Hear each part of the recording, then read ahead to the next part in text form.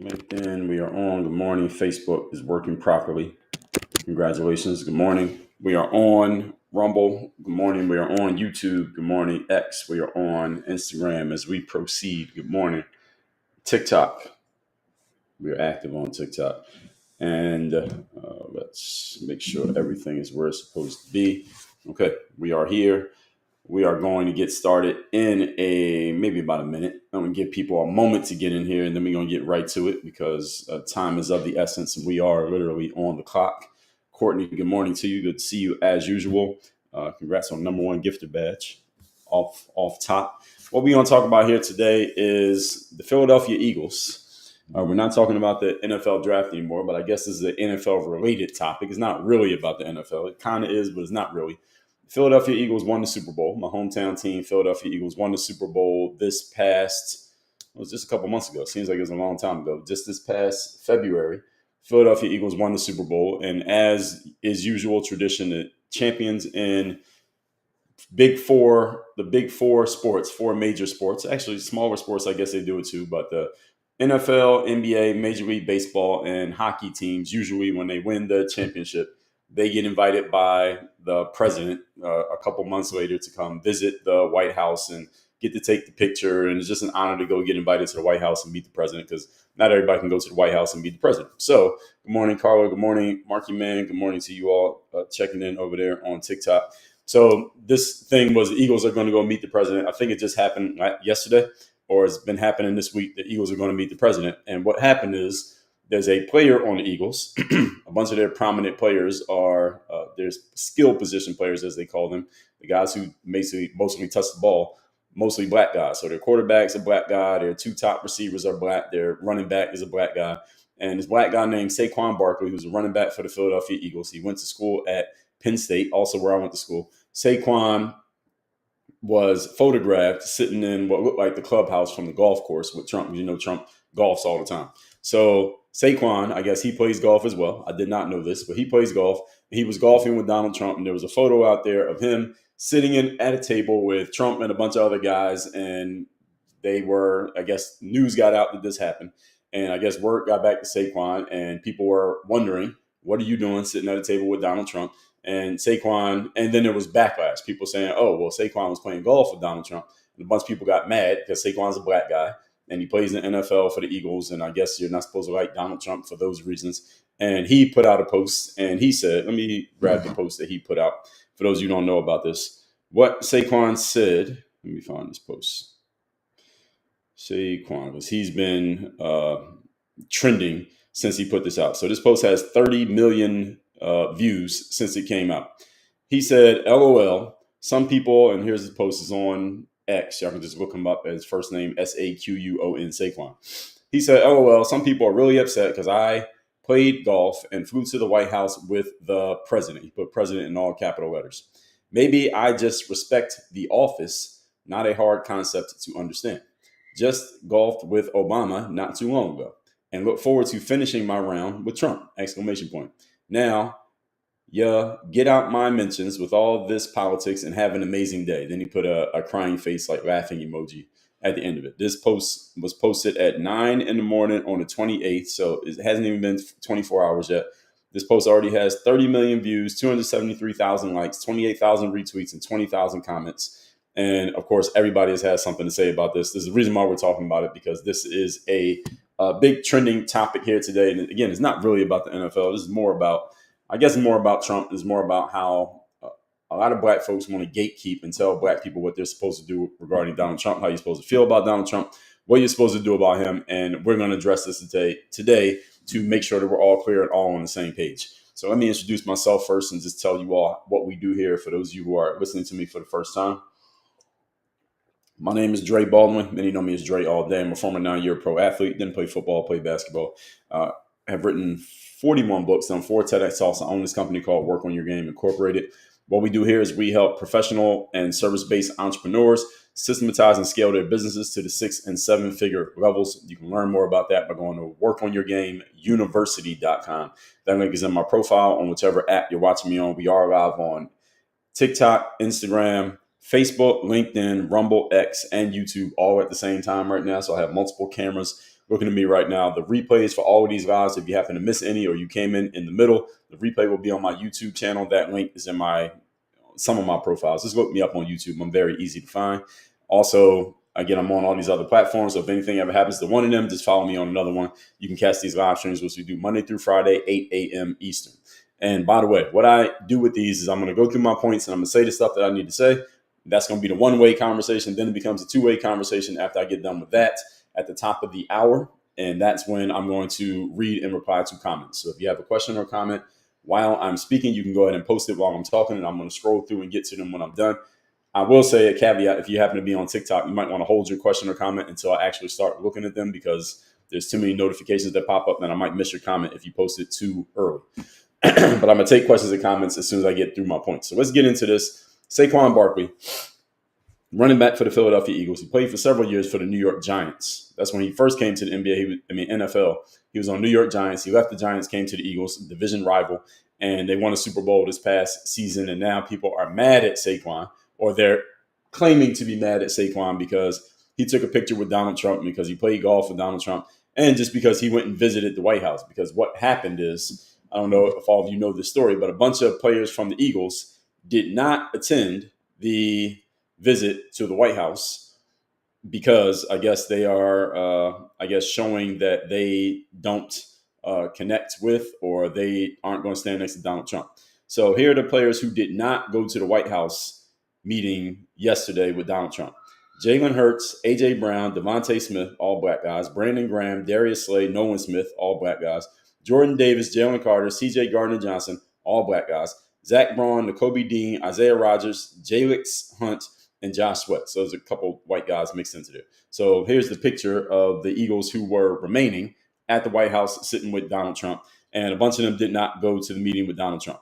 And here's my personal opinion on this, because some people are saying, well, you have a choice whether you want to go to the White House or not. And that is correct. People do have a choice whether or not they want to go to the White House. You want to take a picture with Trump, you have that option. You don't want to take a picture with Trump, you have that option as well. Everyone has a right to have their opinion. My opinion on this and what has happened in this situation is that a bunch of players from the Philadelphia Eagles did not go to the White House visit with Donald Trump, not because they have any personal issue or any ethical issue with Donald Trump himself or with the current Trump administration itself. They didn't go to the White House and stand next to Donald Trump or take a picture with Donald Trump or get noted as visiting the White House because they didn't want to get backlash from the fools on social media who would attack them because they went to the White House and took a picture or shook hands with the president.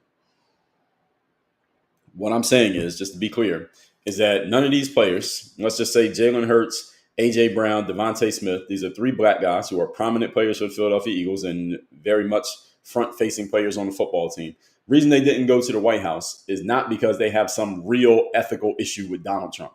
Everyone claims they have some real ethical issue with Donald Trump. Most people do not. What most of you have is this is your way of showing everyone what we call virtue signaling, showing everybody, hey, look at me. I'm making sure I'm not doing the wrong thing. That's what these guys are doing because they all have big social media platforms. They got a lot of followers and, fans, and they would get a ton of backlash from social media, like Saquon Barkley did, if they were to go stand next to Donald Trump. And they want to avoid that backlash. They want to avoid having to, answer to some of their black friends who are going to question them and challenge them and attack them if they were to stand next to Donald Trump. So all they did was say, all right, I'm just not going to go to the meeting at all, so I don't have to face that backlash. Personally, I just think these guys are cowards. Because if I'm on the Eagles and we win the Super Bowl, I'm going to the White House. I don't care who the president is. If I'm on the Eagles and we win the Super Bowl, I'm going to the White House. Why? Because I may not get invited to go to the White House for any other reason under any other circumstance. This might be the only chance I get to actually go to the White House, go in the White House, and actually have some time and attention of the damn president. The president is a very busy person. That's the biggest job in the United States of America. I may never get that opportunity at any other point. So if I'm on the football team and my football team wins the championship, I'm going to the White House. Even if I didn't vote for the current president, even if I didn't vote at all, even if I have strong disagreements with the president, I'm going to go to the meeting because, frankly, even if I have a strong disagreement with the president, let's just say I'm the type of person who just I'm really outspoken and I really want to let the president know that I disagree with what he is doing, and if it happens to be a woman or she is doing, I really disagree with the president. You know what I'm going to do? I'm going to go to the meeting. I'm going to write a letter that the president can read, and I'm going to hand it right to him. I'm gonna get a letter right to him. So that way he knows exactly how I feel and he gets a chance to read it. Hopefully he gets to read it and I'm putting it right in his hands. So it's not like I'm sending an email that may never get to him. It's not like I'm calling and I got to talk to his assistant. I'm talking directly to the president. I can hand a letter to Donald Trump or Barack Obama or Joe Biden or George W. Bush or Bill Clinton. I probably could never get my message directly to him in any other way than if I was to show up to the meeting and say what I needed to say. Do you think, now let me ask this question to the audience, all these players who did not attend the White House meeting for the Eagles, Jalen Hurts, A.J. Brown, Devontae Smith, Brandon Graham, Darius Slay, Nolan Smith, Jordan Davis, Jalen Carter, C.J. Gardner-Johnson, Zach Brown, Kobe Dean, Isaiah Rodgers, Jalen Sons, Josh Sweat, do you think each one of these guys has a personal issue with Donald Trump that they could articulate in words? Yes or no? Put yes or no in the comments if you think they do. Do you guys, any one of them, what's your reason for not wanting to go meet with Donald Trump? Could you articulate and explain what your issue is with Donald Trump as the reason why you missed the meeting? And they said some of them missed it because of quote unquote scheduling issues. Well, everything's a scheduling issue if you don't actually show up. And again, none of them could articulate it. Someone said you can't get close enough to hand the president. Yes, you can. When you're shaking his hand, you can literally hand him a letter.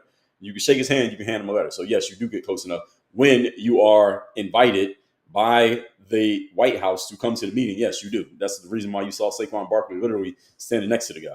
So yes, you can. And again, that's the only way you can get that close. If you didn't get invited in any other way, you can't get that close to hand a letter to the president. So what I'm saying is, again, this is my opinion and theory mixed together. None of these guys have a real issue with Donald Trump because if they did, they should have went to the meeting and they could tell it to his face. I mean, if you really got an issue with him, I mean, what's not showing up going to do? You could have just went there and said what you had to say or wrote it down and gave it to him. For example, there's a player who actually did this. Most of you probably don't know about this. So in the 1990s, the Chicago Bulls dominated and they won a bunch of championships. There was a player on the Chicago Bulls and during their first three-peat, his name was Craig Hodges. He's still alive to this day. And you can find interviews with Craig Hodges. He's a guy who was very, what you all these days call woke. Craig Hodges was woke back in the 90s. And he was woke back when you had to actually have balls to be woke. And you couldn't just virtue signal on social media to be woke. You had to actually do something and put something on the line. Craig Hodges, yes, three-point champion, that guy. Craig Hodges was on the Bulls, and he had some issues with the president at the time. And I believe at that time, this is like early 90s. So this is Clinton, right? Clinton was the president, right? Because Bush was president 88 to 92, and Clinton was 92 to 2000. So it might have been Bush. I mean, it might have been either Bush or Clinton, whichever one of them was the president. The Bulls went to the White House. Craig Hodges went there, and he wrote a letter expressing what he thought and what he wanted to say to the president. He wrote it down. He handed it to the president. Any player today could do the exact same thing. Anybody in the NBA, NFL, Major League Baseball, hockey, if you got an issue with whatever the president is doing or what you think they're doing, and you really want to express it and you're serious, write it down, go to the meeting, shake his hand and say, hey, Mr. President, here's what I got to say. I wrote it down so you can read it. Craig Hodges did that. Now, Craig Hodges got blackballed out of the NBA after he did that. That's one thing. He did get blackballed out of the NBA probably after that.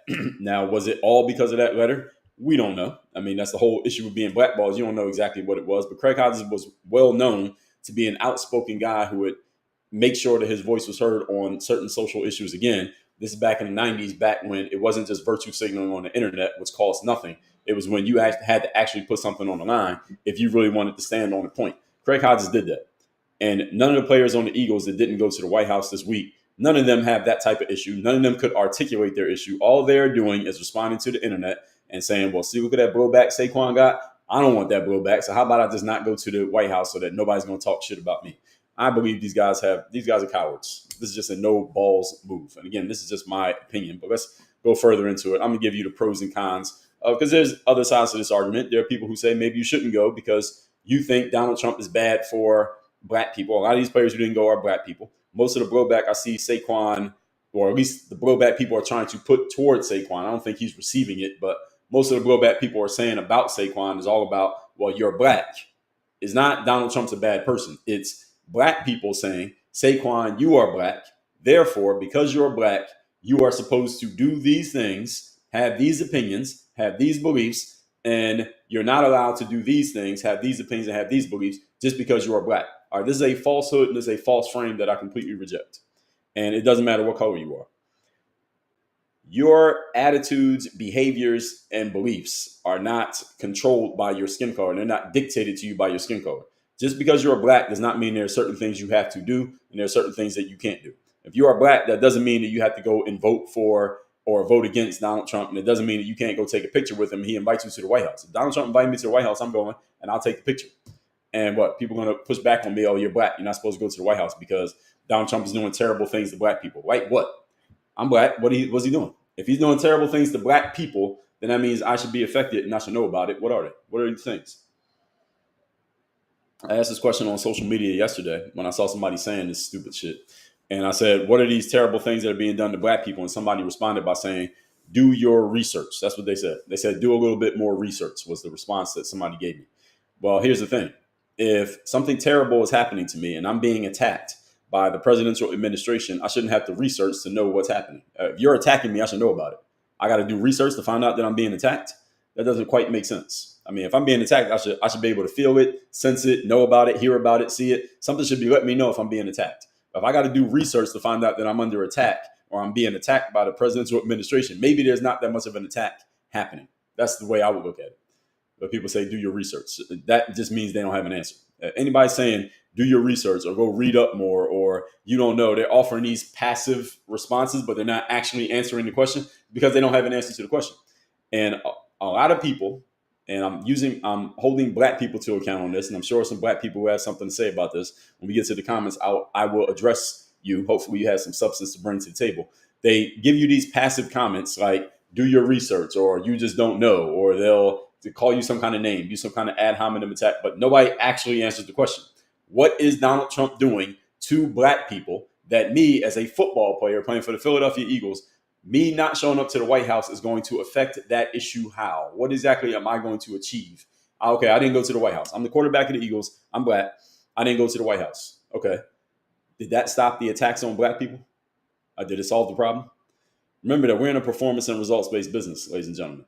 Everything we do, you need to ask yourself, how is this getting me closer to the actual result that I want? So if you truly believe that Donald Trump and his current MAGA administration is doing things to hurt black people, and then you get invited to the White House, and then you don't go, how is that solving the problem? What is that doing to make a dent in the situation? The answer is not doing a damn thing. That's why this is called virtue signaling. That's what virtue signaling is. You want to show everybody that you have virtue by doing something that is completely performative. It achieves absolutely nothing. There is no substance whatsoever involved, but you get a round of applause from a bunch of people who are just as shallow as you because you did something that seems like you're doing something, but you're not actually doing anything. And when someone like myself asks an incisive question like, okay, what exactly did that achieve, what you just did? You can't answer the question. So instead of saying like, damn, you know it, right, Dre? You know what, you're right, Dre. I just did a whole bunch of nothing just to get some round of applause from a bunch of other people who don't think deeply either. Nobody wants to say that. Instead, people just come and either give me some passive aggressive response like, oh, do your research, or you don't know what you're talking about, or they come with the ad hominem. They just start attacking me personally. Oh, you're this, you're that, or calling names because you don't actually have an answer to the question. What does Jalen Hurts and Devontae Smith and A.J. Brown and Brandon Graham and all these other guys not going to the White House achieve? What did they accomplish? Can somebody listen to me? What have they accomplished? Someone said, what do you gain by going? Well, first of all, it's a tradition, number one. Number two, your team was invited to the White House. Number three, when else was you get invited to the White House? Number four, the team is going to the White House. It's not you personally. The team is going to the White House. So that's why you will go to the White House, because it's a team thing. And football, much more than even basketball, is a team sport. It's not an individual sport. It's about the team in general, which is what's going to be the issue with Deion Sanders' son. One of the reasons why he dropped in the draft. We talked about that for the last couple of days. And those are good enough reasons. And number five, if you really have an issue with the president, this is your best chance to say it to his face. So there's five reasons that those five things you achieve by going. What do you achieve by not going is the big question. And what you just asked there, the person who asked that question, even though I answered it, is what we call the Socratic trap. You ask somebody a question that they can't answer, but instead of actually letting you know they can't answer the question, they just come with a different question to redirect and change the subject. So now it's back on you, whoever asked that question. What do you achieve by not going? Nothing. All you do is virtue signal to the internet. That's all they did. Nothing else was accomplished. Saquon Barkley, he's the one who went to the White House. He's a black guy. So this is why people are pushing back on him. And nobody pushed back against the white guys from the Eagles who went to the Super Bowl. The White House. They're mad at the black guy who went. This is gatekeeping by black people. There are way too many black folks. Now, of course, you got a whole bunch of the low level, bottom of the barrel black people who just say stupid shit all the time because they hear it and they just repeat it. I'm not even talking about them. There are black people who actually have some prominence and some type of voice and some type of influence. They're saying this dumb shit as well because there's a lot of black people who simply want to gatekeep and tell other black people what they can and can't do and what they're allowed to do based on their skin color. That is not the way life works. There's a bunch of people who think it works that way. That's not the way that it works. And if you truly believe somebody should do something or should not do something, then you need to offer some legitimate, substantial reasoning behind your assertions. Like, give me something substantial that makes it make sense. Why should I do this? Why should I not do it? And you can't just say to me, well, you're black. Well, this is what you're supposed to believe. This is what you're supposed to do just because of your skin color. Right? Do white people get told that? Hey, you're white, so this is what you're supposed to do.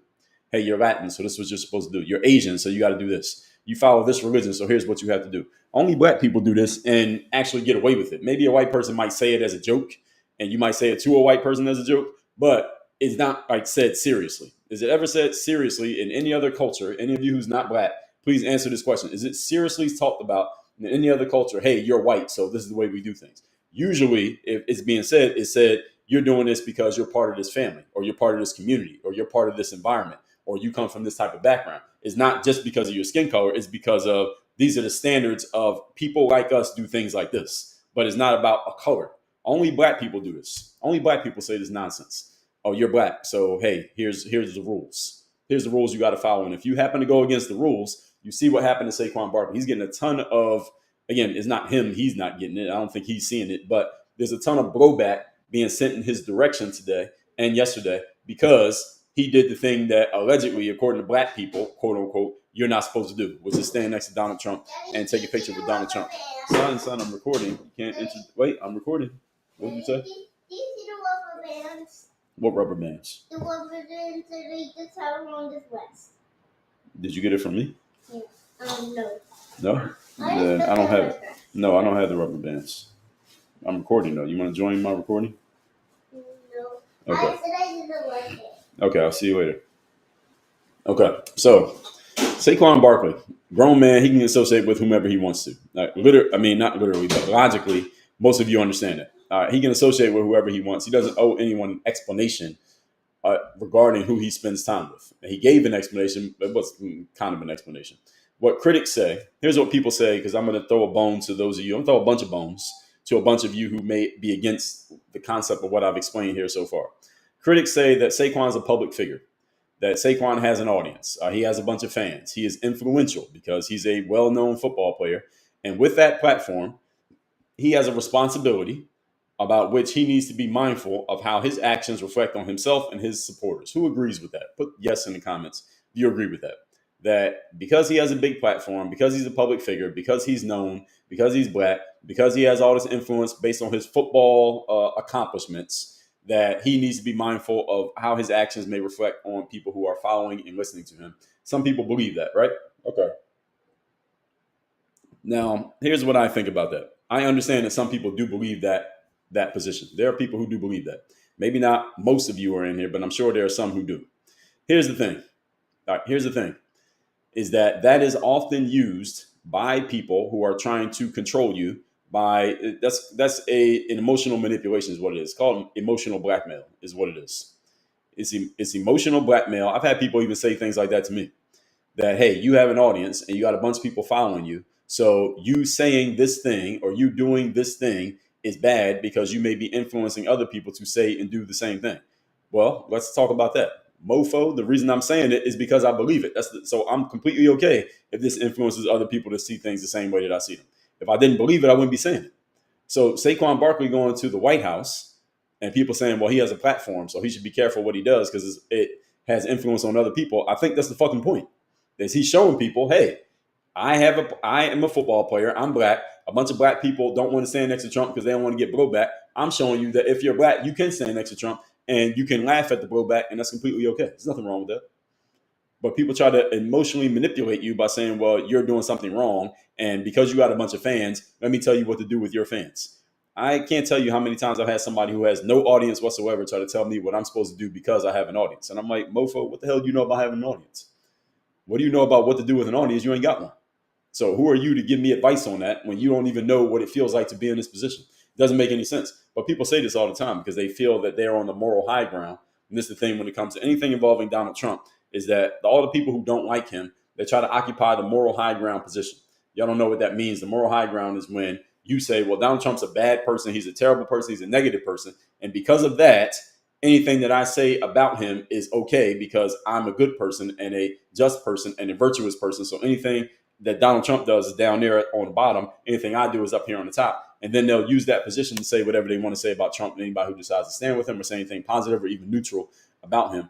This is bullshit. And again, it's an emotional manipulation. And any of you who is unable to see through the logical fallacies that people use when it comes to anything involving Donald Trump or race, then they will manipulate you. They'll manipulate you right into doing what they want you to do as opposed to what you want to do. Now, next point is that he's golfing. What Saquon was doing, I guess, the day before the meeting was he was golfing with Trump. And people are criticizing him because he was golfing with Donald Trump. This is a revelation of emotional immaturity. This is just Trump derangement syndrome. You can't call it anything else. This is Trump derangement syndrome. Okay, he's golfing with Donald Trump. So you're saying that he's wrong to golf with him. Again, if the president offered you an opportunity to go to golf, you should probably go golf. If you can golf, you should probably go golf. You should probably do that. Why? Because the president is the most powerful person in the country. If you ever have a problem and nobody else can solve it, the president can solve it. And if you got that guy's phone number or you got a connection to him because you golfed with him, he might be able to solve a problem that nobody else can solve for you if you ever run into one. If you can play golf and the president offers you to play golf, you should probably go play golf. I would just offer that as a general piece of advice. I don't care who the president is. Again, even if you didn't vote for him. And if you didn't vote for a president and then they end up winning anyway, and then they're doing stuff that you disagree with, are you that disgusted by the person that you can't even go play golf with them? Like, really?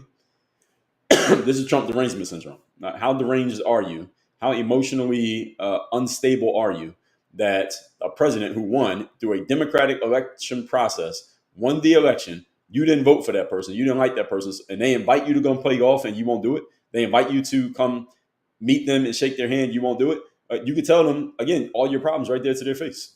I mean, you're playing golf, you got a lot of time. I don't play golf, but from what I see, it's a lot of golf courses down here in South Florida. From what I see, golfing takes a good amount of time. Golfing is a time-intensive game. You play golf, 18 holes? That's a long time. You're out there for a while with, a couple other people? How many people in a golf group? 4 at the most?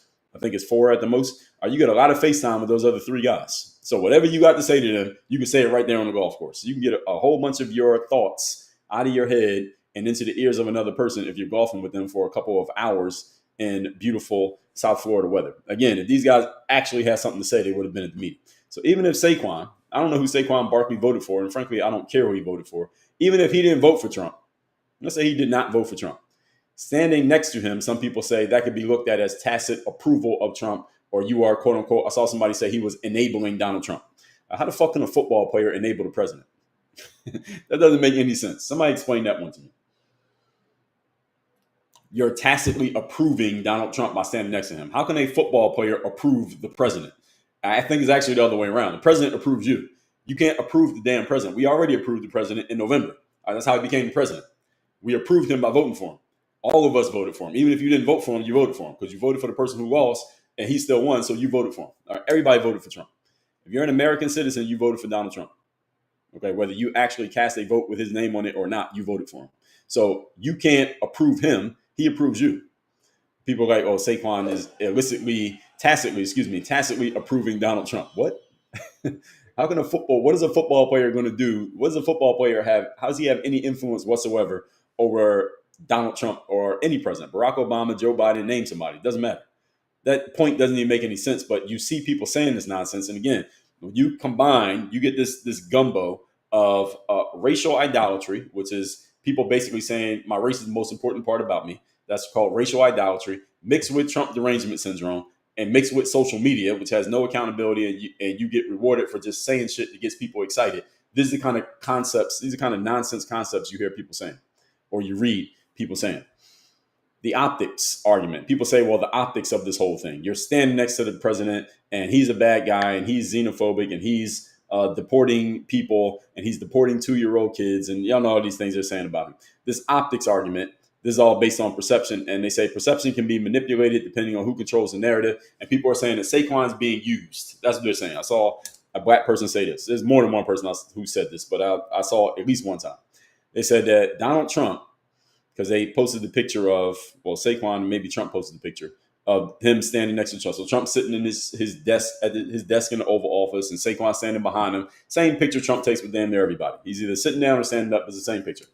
And people said, well, I can't believe Saquon let Donald Trump use him as a token.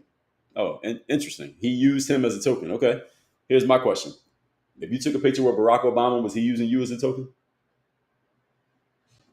I mean, if you're a token because Donald Trump, because you took a picture with Donald Trump, that makes you a token. Okay, that means you're also a token if you took a picture with Barack Obama, because he's using you too. If you took a picture with Joe Biden, you were a token. If you took a picture with George W. Bush or Bill Clinton or George H. Bush or Ronald Reagan or any other president in the future, if you take a picture with them, then that means you're a token and you're being used by them. Is that the frame that we're operating off of? Are we operating off that frame that you take a picture with the president, you're a token of the president? Because again, black people can use other black people as tokens too, right? I mean, it's not just a white person using a black person. You are a token as well. If that's what we're doing, is that what we're doing? I just want to be clear on this, because if that's the frame, then okay. Any one of you stand next to somebody who has a whole lot more power and status than you, then that means they are using you. And if someone who has less power and status than you takes a picture with you, that means you are using them. If this is the game that we're playing, I think that's a slippery slope that I don't think people really want to jump on. Public figures are under a microscope. So Saquon Barkley is a generally public figure. I mean, many of you, if you don't follow football, you probably don't even know who he is. But if you follow football, you know who he is pretty well. And your associations are often judged as statements, whether intended or not. This is more of the emotional blackmail. Let me say that again, what people said. You're a public figure, whether you're a public figure for what you do online or offline, like a football player or an internet influencer. You're a public figure. So anything that you do, whether you intended it to be a statement or you didn't intend it to be a statement, just the fact that you did it, because you are so visible, you are sending a loud and clear signal out to the rest of the world, again, even if not by intention. So your associations are judged as statements. So that means if you have a bunch of followers on TikTok and you take a picture next to Donald Trump, then you are kind of sort of endorsing him as a statement, even if you didn't say you endorse him. You just say, hey, I was on the beach and I saw the president, I took a picture with him, because maybe I'll never get a chance to take a picture with the president. That seemed as an endorsement just because you're known and because you took the picture. That's what some people are saying. Now, on one level, I can actually agree with that it can be seen that way. I agree that it can be seen that way. On another level, that's still emotional manipulation. Both are true. It's emotional manipulation to tell somebody that anything you do is seen as a statement just because you did it and because you got a bunch of followers. Again, usually this is coming from people who don't have nearly as many or as much influence as the person that they're talking about. So Saquon Barkley has, I don't know how many followers he has on social media. Let's see if we can find it. He has a lot. Saquon, where's that post? Saquon Barkley, his post got 30 million views on X alone. Just on X, Saquon has 619,000 followers, so 600K followers. Most of the people talking about him don't have 600,000 followers. So they are telling him, okay, you got a lot bigger platform than I have. You have 10 to 20 to 100 to 1,000 times more followers than I got. So anything that you do, if I disagree with it, I'm going to tell you that this can be seen as a statement. And because I disagree with the statement, now I'm going to tell you that you're doing something wrong. Here's the reason why this is a false frame and the reason why this is manipulation. Because if Saquon had saw Kamala Harris out and took a picture with Kamala Harris, nobody would be, the same people who are trashing him now would not be trashing him then. If he saw Kamala Harris and took a picture with her. And he said, I just golfed with Obama. Nobody knows that he golfed with Obama. He golfs with Obama and takes a picture and posts that. The same people trashing him today would not have a problem with that photo. So what's their real problem? The real problem is not that he golfed with the president. The real problem is not that he took a picture with the president. The problem is who the person is. Their real problem is not Saquon Barkley. The problem is Donald Trump. And because they have a problem with Donald Trump, anyone who stands next to Trump or does or says anything that is not negative about Trump, They go and attack that person because they really, really, really don't want you to say anything negative. Positive or even neutral about Donald Trump. This is gatekeeping. This is exactly what gatekeeping means. Again, no issue, Barack Obama. The issue is only Donald Trump. So the issue is not Saquon, right? Because he took a picture, he golfed with both of them. You had a problem with one, you got a problem with the other. The issue is that guy, Trump. That's their real problem. And they're just using Saquon as and they're trying to make an example out of him for this. And gladly, based on what we heard so far, he stood on his business and said, I golf with whoever I want. Take a picture with whoever I want. He didn't say it in such defiant terms, but he basically dismissed it. So what Saquon's doing is exercising his freedom. All right, the same freedom critics claim to value. Isn't that what this whole thing, one of the big things about Donald Trump is that he's going to end democracy, right? He's going to end freedom. All right? He's arresting judges and he's sending 2-year-olds, he's deporting 2-year-olds. And the Maryland man, he got deported and he wasn't supposed to be deported. And all these things that Donald Trump is doing to attack democracy and attack freedom as we know it. And we'll never have freedom again in the United States of America because of Donald Trump. But here is a black guy, a prominent football player, exercising his freedom to go stand next to the president, and all of a sudden there's a problem. I thought the whole thing was about freedom.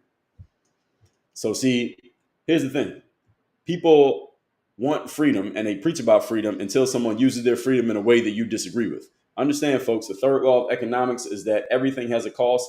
There are no free lunches. Everything has a trade-off. One of the trade-offs of freedom is that some people will use their freedoms in ways with which you disagree. And you must be okay with that.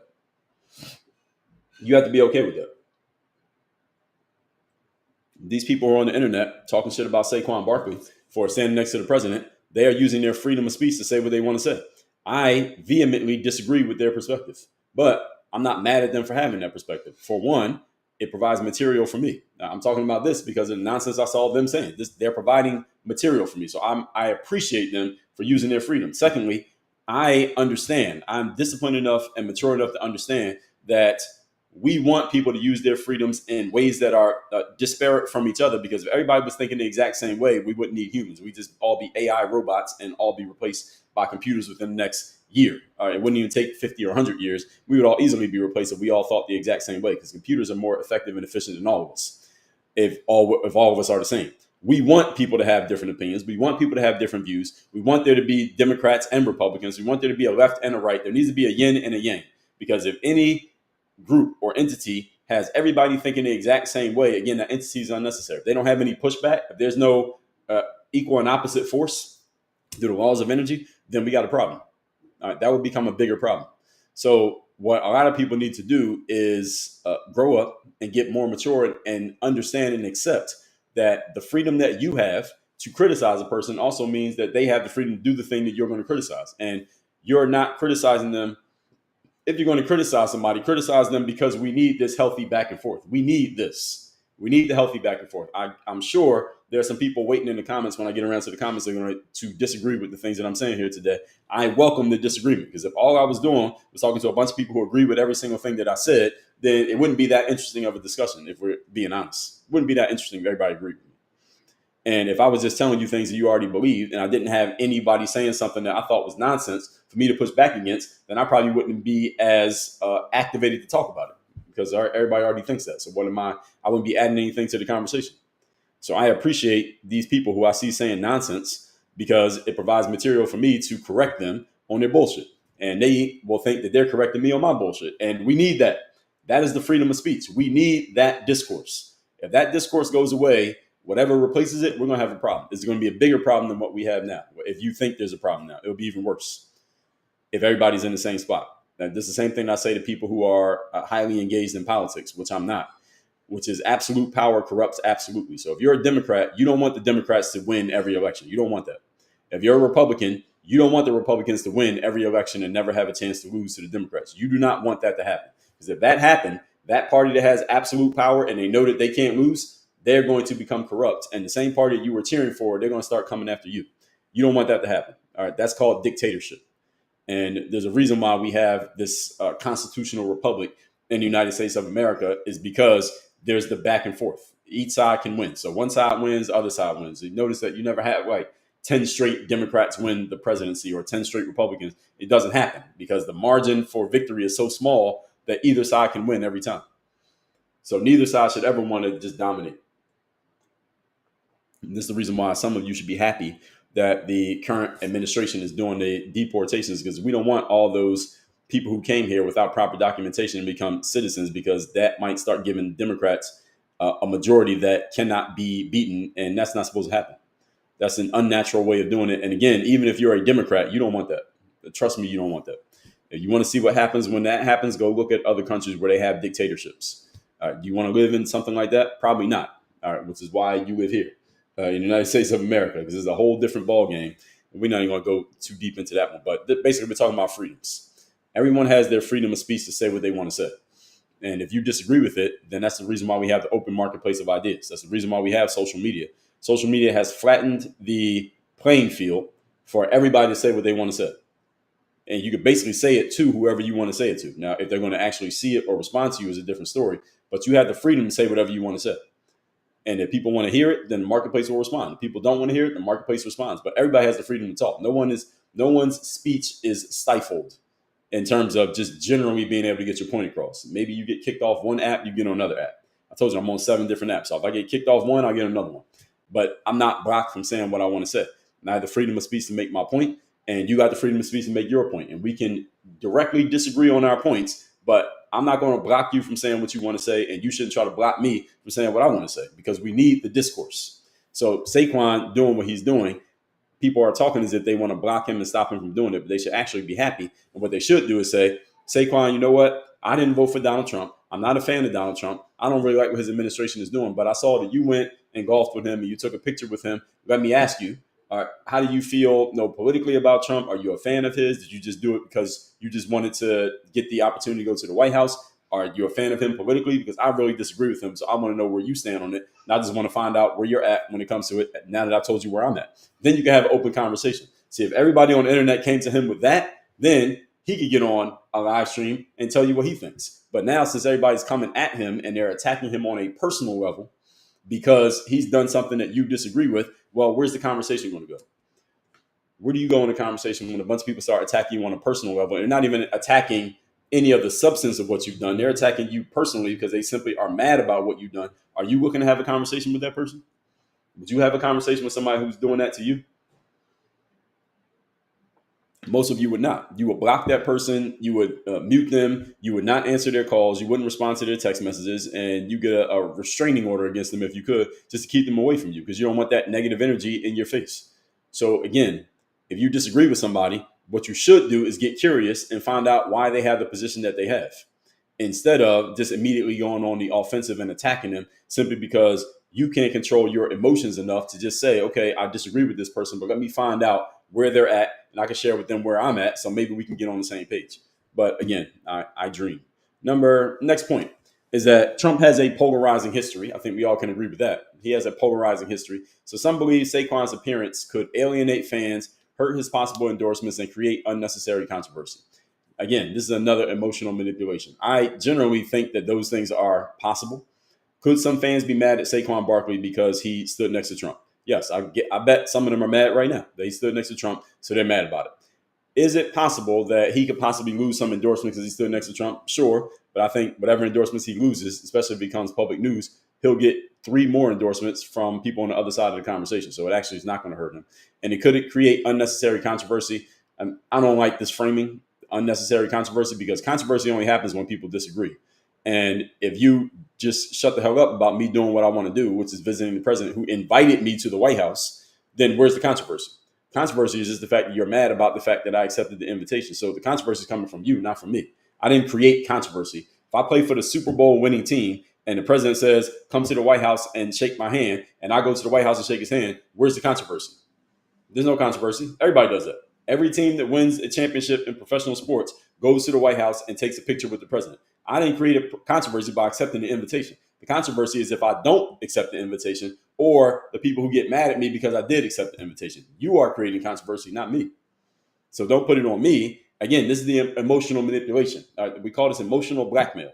You're saying, like, I'm the one creating the controversy. All I did was this is tradition. I'm just following tradition of going to the White House. People have been doing this for 50 years. Now, all of a sudden, it's controversial because I did it, as everyone else before me has done it. It was never controversial then. It's controversial now simply because you don't like the person who's the president, but the country voted for this guy. So who you mad at? Me? Or you mad at the 150 million Americans who voted? I'd be mad at them. They voted. Or us. Whoever voted. Be mad at those people. What you mad at me for? I didn't make him president. We made him president. If you didn't vote at all, you made Trump president. If you voted for Kamala, you made Trump president. If you voted for Trump, you made Trump president. All right. Everybody made him president. So this outrage over him golfing with Trump or taking a picture with Trump, this is all this passive aggression that I've been talking about. And I hate seeing this in men. I understand it when women do it, but I hate seeing this in men because it hides behind this, oh, it's concerning or it's hurtful or it's harmful that you're standing next to Donald Trump instead of just owning your political bias. Just say, I got Trump derangement syndrome. Anything that involves Donald Trump or anybody standing next to him or talking about him, they're not being negative like me. I got a problem with that. So I'm going to attack anything and anyone I see who doesn't have the same opinion about Trump that I have. You just said that, I would respect it. Thing is, that wouldn't be conversational. Actually, it would be conversation worthy because it'd be somebody just admitting the reality of the situation, but nobody wants to do that. So here's what everybody does. Instead of just admitting that you have Trump derangement syndrome, what people do is they take anything about Trump, they couch it in, they try to find something logical that seems to make sense about why they're mad about Trump. Then they put that out there to make it seem like, oh, this is why I'm mad. I'm mad because he's deporting 2-year-old kids. I'm mad because he's xenophobic. I'm mad because he's racist. I'm mad because he's misogynistic. I'm mad because he said grab him by the pussy. I'm mad about all these things about Trump. And all that are the logical justifications for an emotional decision. We all know, any of you who's in sales, that people make decisions emotionally and they justify them logically. Even if the logical justification makes no sense whatsoever, if someone has already made a decision emotionally, any logical justification will suffice. Why? Because you already made a decision emotionally. So then when someone like myself comes along and I'm logically pointing out the flaws in your quote unquote logical explanation, it doesn't really matter because you already made a decision. You cannot out logic emotion. Trump derangement syndrome is an emotion, is not a logical thought. It's an emotional feeling. So if someone's in the emotional feeling of Trump derangement syndrome, nothing I logically say is going to get them out of it. And I'm not trying to get them out of it. I'm just letting you all understand, those of you who may deal with somebody who has TDS, then this is what you're dealing with. They already made an emotional decision and not like Trump. So it really doesn't matter what you say. It doesn't matter what you show to them. I like the sport of this. I'm not here trying to change anybody's mind. Personally, I just enjoy the sport. This is the reason why I do these live streams talking about current events, not because I'm trying to get you to see things the way I see them. If that happens to happen, cool, but that's not the goal. Because all of you have tried at some point in your life to change another person's mind on the subject. How'd that go? It didn't go too well. I only had to know you to know it didn't go too well. Changing people's minds is not a good business to be in. So optics, do they matter in today's world? Absolutely. They matter a lot. Optics matter more today than they've ever mattered, simply because every one of us has a camera. This camera that's on our smartphones, the camera you have on your smartphone right now, is better than any camera anybody had access to in 1990. All right, and it came on your phone as standard equipment. It's not even the real reason you bought the phone most of the time. But that camera is one of the best cameras we've ever had access to in humankind, the camera on your phone. You could be a photographer just using that if you learn how to use it. And it has video and it has photos and it had all these different modes and all this stuff. And this is the reason why optics matter so much, because everybody's a cameraman. Now, every one of us is a cameraman, a videographer, and a news reporter every time we leave the house. Actually, you could do it even from your own house. You're a cameraman, a videographer, and a news reporter. There are 300 million of us walking around America right now. So optics matter a lot because we can record damn near everything. So even if people think it's unfair, the perception shapes reality for celebrities and public figures. So is Saquon Barkley going to have certain people thinking certain things about him for the rest of his career simply because he stood next to Donald Trump? The answer is absolutely yes. There are people going to think certain things about him, and they're never going to stop thinking those things about him just because he stood next to Donald Trump. This is absolute fact. And for many people, especially TDS sufferers, is not going to change. Oh, man, you stood next to Donald Trump. All right, so there are going to be some negative things about him. At the same time, I'll get to mitigating points in a moment. So people claiming that Saquon, because Saquon said, hey, I respect the office. That's why I went to go see the president. That's what he said. I respect the office of the president. That's why I went to go see the president. And some people are saying, well, Saquon, you are missing the point. That's what people are saying. You're missing the point. This is passive aggression. Whenever someone says that, if they say something like, you're missing the point, or the point went over your head, or you don't quite understand, or you need to do more research, or you have an audience and you have influence over your audience, or you need to think about the optics or how things look when you do certain things. These are all passive aggressive ways of trying to make it seem like you're wrong, but they're not actually telling you why you're wrong. What are you wrong about? What point am I missing? They say Saquon's missing the point because they just want him to think and act how they do, which is the exact opposite of free thinking. And you see people attacking free thinking these days. Someone says, I am a free thinker or I'm independent, then you hear people have come up with ways to attack that these days. Oh, you're not a free thinker. You're just brainwashed. This is what people say. You say you're a free thinker. Free thinking just means, hey, I'm not going to think along certain lines just because of who I am or because of where I'm from or because somebody told me to. Now, you can't read the mind of another human being. So what generally happens when someone says they're free thinking, the people who agree with their conclusions say, yes, this person is free thinking. The people who disagree with their conclusions say, you're not a free thinker. You're just brainwashed. You're just saying that you're free thinking, but you're not. You're actually being stupid. This is what when Kanye West was talking a whole bunch of free thought things, and he was saying things that people strongly disagreed with, such as supporting Trump during his first administration. A bunch of people said, well, Kanye, you're not thinking freely. You're just being ignorant and you're being dumb and you're saying bad things that are hurtful and harmful to the black community. And well, we see where that went. We saw how that turned out when it came to Kanye West. It didn't work to control him. And it should not work to control Saquon Barkley. So I'm hoping that he doesn't capitulate to this nonsense. And it's not so much about supporting Trump, and it's not about being MAGA. It's about if someone wants to go and do a thing, if you have a reason why they shouldn't do the thing, you must be able to logically and rationally articulate why they shouldn't do it. And if you can't do that, and the only thing you can do is attack the person, not even the main person, but attack Trump or attack Saquon, or say you're missing the point, or say you need to do more research, or say, well, Donald Trump's hurting black people. What are you doing? Okay, how's he hurting me? How's he hurting you? If you're black and I'm black, how is Donald Trump hurting us? Please tell me. Because if I'm not aware that I'm being hurt, then maybe I'm not being hurt. Or I just need to do research to find out how I'm being hurt and attacked. If I got to do research, I'm not being hurt and attacked. All right, if a dog bites me, I don't need to do research to find out I got bit by a fucking dog. I see it. It's right there. There's the blood on my leg. All right, I don't need to do research for that. So people saying these things, again, this passive aggressive nonsense that people are throwing out there because they can't actually address the issue. This is all gatekeeping. It's emotional and mental gatekeeping. And I see this more in the black community than I see it anywhere else. And I see too many black people falling victim to it. This is what you're supposed to do just because you're black. Bullshit. Again, no other group has this burden hanging over their head. No other group talks to each other and says, hey, you're white, so here's what you got to do. Hey, you're Asian, so here's what you got to do. You're part of this religion, so here's what you're allowed to do. Here's what you're not allowed to do just because you're part of this religion. Now, are there customs and certain things that people follow and traditions that people follow because of their groups that they're a part of? Sure. But is anybody ever gate kept and told? Is there any Latin person in here who's ever gate kept and told, hey, you're Latin, so here's what you got to do? Now, your family might say, you're part of this family, so we do this. Or you're part of this community, you're part of this team. You work at this business, so we got to do this. But that's not about your skin color. That's about the group that you're a part of. That's not about your race. That's about the team that you're a part of. That happens in any group. But this whole gatekeeping of mindset is ridiculous. So, no, he's not missing a point unless you can make the point. Tell me what the point is. Critics believe that choosing to be seen with Trump is not just personal, it's political by default, and Saquon should have anticipated the reaction. Hey, maybe he did. I don't know. Maybe he knew he was going to get blowback by standing next to Trump, and he did it anyway. If he did, more power to him, because at least that means he has the balls to do something that he knew was going to get blowback, and he did it anyway. I can respect any man who does that. Even if I disagree with what they did, I can respect the fact that you are taking something that you know a bunch of black people are going to be mad at. You did it anyway, and you're willing to deal with whatever blowback comes with it. I'm completely fine with that. So people may say anything you do around Trump is going to be political because everybody has a political opinion when it comes to Donald Trump. Is that true? I would say yes. Every one of you listening has an opinion about Donald Trump. Everybody has an opinion about Donald Trump. He's the first politician. Obama started it, but Trump took it even further. He's the first politician we've had in my lifetime about whom everybody has an opinion.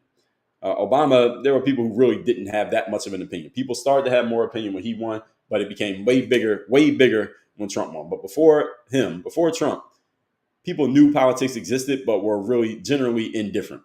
People were generally indifferent. You could talk about politics and some people on this side, some on that side, but it wasn't like some big emotional conversation. Nowadays, you bring up politics, it becomes a big emotional conversation to the point that any of you does any professional speaking or things like that. When I do professional speaking, they will even tell you, like the people who are hiring me, the clients who are hiring me, they'll say, Dre, please don't bring up politics on the stage. Or they'll say politics and religion. Those are two things they'll say, but politics is often explicitly said, hey, do not bring up politics on the stage.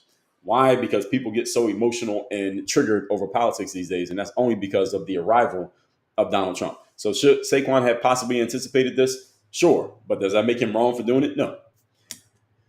Tone policing over who somebody golfs with. Again, this is childish. This is emotional, not logical. I've already touched on that. Don't need to say that again.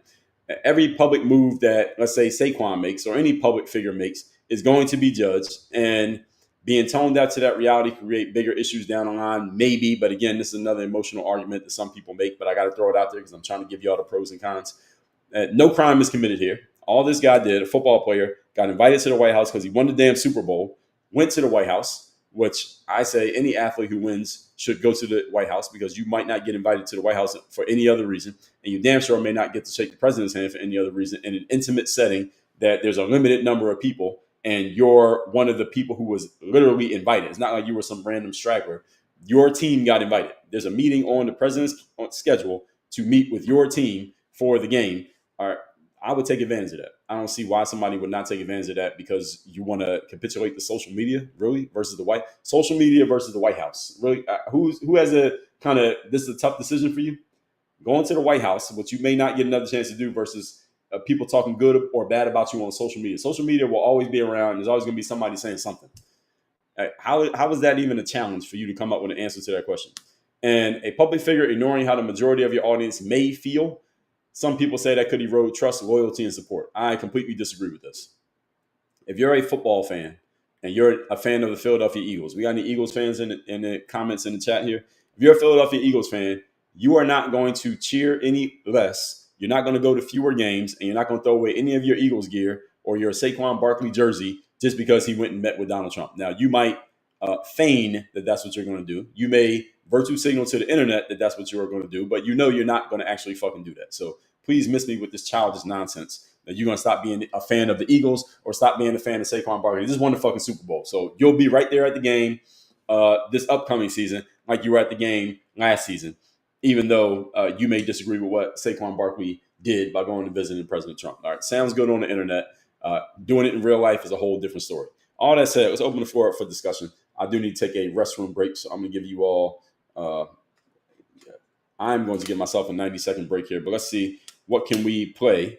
Let me see if I can find something that we can play here talking about this Saquon situation so y'all have something to, let's say, what's the word, marinate on while we're doing this. So let's see if we can find, because Saquon didn't put out a video. All he did was put out a photo of himself and Donald Trump, and I don't see anything here. So what we'll do then, instead, since we don't have that one, I will let you all hear another clip about Mr. Sanders, who we talked about yesterday. So if y'all didn't hear my conversation about Shador Sanders and such the other day, then I'll let y'all hear this clip. Let me see if I can find something. Who is this? Chris Carter. No, let's hear Chris Carter, what he has to say about. All right, so what happened with Shador Sanders? Well, a number of things happened. Chris Carter, football player. 30 seconds. The number one thing that didn't happen 90 was seconds. there was not a collusion message with the NFL owners. Okay, what? Okay, a lot of people think that. Because they wouldn't be able to keep a secret like that. And so they might do it, but they couldn't shut up about it. They wouldn't go shut up about it, but every owner is very, very selfish. Now, why would I do something to my detriment? Like, if I need a quarterback and I think this kid is it, what he didn't realize is the guys that have fallen in the draft before, they all had unusual traits.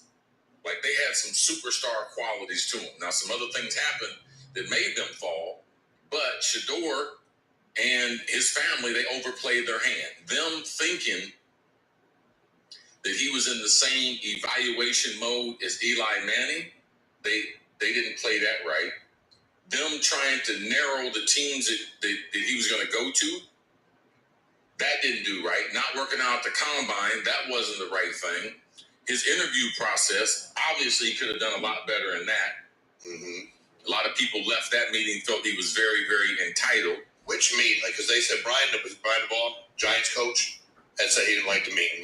He had some book. It was his playbook or something he's supposed to know. And he said he felt weird about it. I don't know who else said they didn't like to meet with him. Or just people behind the scenes saying they didn't. Well, the thing about it, they didn't draft him. I know that. So it's not the tape. And he likes guys to be a little more open before he lets it go. And he doesn't have a big-time arm. He's not a big guy. He's not overly athletic. Mm-hmm. So his measurables are not. Okay, so that's Chris Carter, who is a Hall of Fame, say, first-round measurables. NFL player, talking about the Shador Sanders situation. But let's get to the comments here. Let me start over on YouTube, then we'll go to Instagram, then we'll come to TikTok. So YouTube, Goldie Films, good morning. Cynthia Keenum, good morning. Said, I agree that they are cowards at this point. You're letting others rule who you associate with. You missed on an important moment in your life. I agree with that. Goldie said, we don't know their level of understanding, but you can't just assume that they don't have any political knowledge. They might have genuinely not agreed with Trump and his policies. Well, I'm not just assuming, I'm theorizing. That's different than assuming. And I gave you an example of why I'm theorizing that, Goldie, because I said, could any of them have articulated what their issues are? And if they could, they should have went to the meeting and said it to his face, because that's what a man does. Goldie said, this is America. They had the freedom to go complain about the president or have silent protests and not go at all. I said that as well. I already said that. Goldie said, most of them probably don't have a good understanding, but you can't know for certain they don't understand the current political climate. I will theorize very heavily, Goldie Films. I'm a former professional athlete. I've been in the locker rooms. I know a whole lot of athletes. Most of them don't know shit about anything political. They just listen to what they see on the internet and they repeat it. That's what I know to be true from my own life experience. So yeah, I get you're trying to be somewhat objective here, but I have enough life experience to know what I'm talking about. Goldie said the players are also a brand. They had to make a decision for themselves and their families. Fuck all that. You play on a football team. They're not basketball players. Football players have a little bit different. What's the word? The economics for football is a little bit different. They're not individuals as much as a basketball player is. And their image is that's social media. That's not branding. No brand is going to say, all right, we're not going to do a deal with you because you went to the White House because you won the fucking Super Bowl. That's not going to happen. So I get what you're trying to say here, but this is off. If you don't completely agree, all right, you said a bunch of the same things, the same over and over again. All right, Cynthia said, this is about winning the Super Bowl, not politics. So they lost something they may never be able to do again. They may never win another Super Bowl. Yes, exactly. And Tay said, this is true. Well, Trump does have a 55% disapproval rating. Well, every president goes through the swings in approval ratings, and it depends on who's doing the polling. And generally, those really don't matter because he got 4 years whether you agree with him or not. So let's get over to Instagram. And his approval rating or disapproval rating also has no bearing on whether or not a fucking football player is going to go to the White House. So, I mean, that point that you made is a hollow point, whoever said that. Jersey Girl Baby said, that's only by control. Freaks get the F out of there. That man is grown, generally. Kingwork said, do you think the decision of the Eagles players that did not go will affect them? No, this is all social media. This is all social media theater. All of this generally is social media theater. Soul Art said, I hope they don't force him to do some kind of training, and next thing you know, he'll be apologizing to black people. I strongly doubt that's going to happen. Jersey Girl said, I'm so happy I'm not a follower to a yes ma'am, yes sir-ish. Good. Me too. I'm so happy as well. Kingwork said, do you think the decision the Eagles players made to not go will affect them in the long term? No, you asked that question twice. This is all social media theater. So any of you who thinks this is not a serious thing when it comes to these football players, none of them have any impact on anything that happens politically. Most of them, and again, I know this from personal experience being a professional athlete, most of them have no substance or intellectual depth when it comes to these subjects. If they did, they'd be talking about it rather than just not going to a meeting at the White House. And all of this is social media theater. Social media theater. Basically, material for us to talk about. That's what all this is. 3 days from now, nobody will ever talk about this again. So let's see what we got on TikTok. Roberta said, got a lot of TDS people in this live. That's usual. That's natural. Joel said, perception is reality to some people. Well, Joel, perception is reality to everybody. It's just a matter of what we choose to perceive. Charlie said, that's something I learned in the military. You can respect the rank and not the person. That's exactly. Will said, Trump has Uncle Toms in his administration. All right, did Obama have Uncle Toms in his administration? And when you say that, what exactly do you mean, Will Favorite? Explain what that means. Just calling the person a name is not an explanation. Cinderella said, Jalen needs to realize that the majority of his fans are white and Trump supporters. Yeah, he should realize that, and you are right about that. Majority of football fans are white white people generally. And I don't know if they're all Trump supporters, but had he thought about that, I don't think he was considering that. I think he was considering maybe his immediate family, his immediate friends, and his social media followers. Carla, good morning. Thank you for telling people to tap the screen. We're at 46,000 right now. Scott said, just like getting the picture of the athlete, even if you have a different political persuasion. Exactly. SMY says, Soros' keyboard words are up and already working. Willie said, who is removing Jackie Robinson books? I don't know. Why are you asking me that question? I didn't mention Jackie Robinson. Mike said, same shit happened when the Dodgers went to the White House. Crazy stuff. Yeah, exactly. I mean, people are playing in social media. I would not miss out on a lifetime opportunity to go to the White House because somebody on social media is going to say something about me. I feel that's a very bad trade-off. User said, the world will always love President Obama. Well, the people who are supporters of his, he was about 50-50, just like every other president. Cal said, what's in your coffee? I don't drink coffee. Morris said, these books aren't helping you. Again, if you disagree with something that I said, tell me what you disagree with. The passive aggressives or the name calling is beneath the level of the discourse we have over here. So y'all got to bring something better than this. Asking Org said, if you're a Giant fan, you know who he is. Yeah, well, he was good then. He wasn't on a good enough team. That's what football is about. So TikTok says your live is not eligible for recommendation and restricted in search result because it contains unoriginal or reproduced content. This is in line with the For You feed eligibility standards. And what the hell are they talking about? They said that my live contains unoriginal or reproduced content. So TikTok is trying to tell me my live, I need to appeal this. And what the hell is TikTok talking about? So y'all can y'all still hear me? So I just got a notification on TikTok that said my live contained unoriginal or reproduced content. I don't know where they got that from. This is one of the downsides of technology is that the technology tries to make decisions and tries to discern things, and it often ends up wrong. This is a very live stream. It is right now 9:10 a.m. Eastern on Tuesday, April 29, 2025. So any of you wondering, is this actually live? This is live. It's not AI. TikTok, what the hell are you talking about? Fix that shit. Willie Dow said, isn't Black history being removed from education? Well, first of all, Black history is a thing that occurred. History is not a book or a document. So you can't remove history. That's impossible. Natasha said, when you left for a break and played Chris Carter, I did that yesterday though, Natasha. And that thing just came up while I was talking. So I don't know what they're talking about. I did that yesterday. And the Noble Life said the same thing. Might be from the interview that you played. Okay, well, I guess that's what it is. Maybe I won't do that anymore. I'll play my own stuff next time.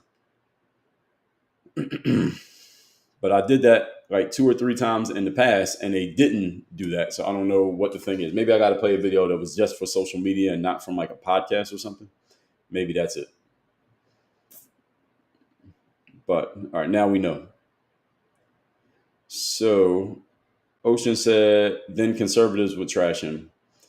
In the big picture, it doesn't really matter. People still going to go to the games. Nobody's going to not go to the Eagles game next year because he went to the White House. Moore says Saquon voted for Trump. It really doesn't matter who he voted for. Who cares who a football player votes for? I mean, generally, who cares? Ed said the fact that this is a story is crazy. People really have nothing better to do complaining about this. Well, Ed, are you new to social media? This is what social media is. Carlos said, I think it's a little bit of both TDS and Saquon because they can't control him. Yeah, well, they couldn't control him with their commentary. For now, I wanted to see what he says the next time he talks. That's what I'm interested in. You Reflect said, yeah, how much they paying you? Who is they? And you tell me. Shit. You tell me how much they paying me. Max said, let's not pretend this is about politics. It's about morality and integrity. Yes, that's the emotional manipulation, Mac, that you just tried right there. Sugar, good morning.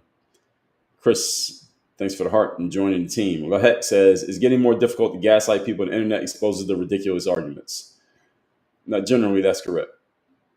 Roberta said, enjoy your live. Have a blessed day. Thank you, Roberta. Felix said, Trump bankrupted his companies. Immaterial to the subject. Again, if you got a comment on the actual subject, give it to us. Sugar, good morning to you. Jay said he is free to be around anyone he wants, but you are who you associate with. Okay, I'll accept both of those. And it also depends on how you feel about the people he associated with. That depends if you have a negative opinion about Trump or if you don't. If your opinion about Trump is neutral or positive, then that's actually a good comment. And if so, my appeal got approved. So I don't know what that appeal thing was about on TikTok, but they approved the appeal. Anyway, you gotta be careful with TikTok. Every time I'm on here, not every time, about once every 5 times I'm on here, you find out about a new rule or regulation that TikTok allegedly has that is based in nothingness. Isn't somebody supposed to be buying TikTok anyway? When y'all selling this app to somebody else? Uh, Morgan said, "Preach it. If you don't agree with the Democrat, this is what happens to you, and you know it." Yes, that's generally what happens. You're right about that. I found that if you disagree with the political right, there's not a whole bunch of people who start coming at you over the disagreement. But if you disagree with the political left, they come at you hard, especially through social media. Let's see. Intellectual said, "There's a xenophobia." Again, not the topic. Samantha said, "How did I wind up here? Get me back to the correct side of TikTok." Samantha, there's no such thing as the correct side. So just the fact that you're even saying that, you're in the right place. This is the place you need to be so you can unlearn that false frame that you just put out there. Well, heck said, "I'm so tired of insults. Please just talk about issues." Well, heck, if you're tired of insults, you should probably not be on the internet. Kingdom Business said, "What the business this morning?" We're talking about Saquon Barkley visiting the White House and taking a picture with Donald Trump. Ask an OG says, "Such irony that our country built on slavery provides such an illusion of freedom." Well, this country is free. You are free. Just because there was slavery does not mean there's not freedom now. What you're saying is a false frame. Jay says that was said when they threw Japanese in the internment camps. I don't know, not the subject here today.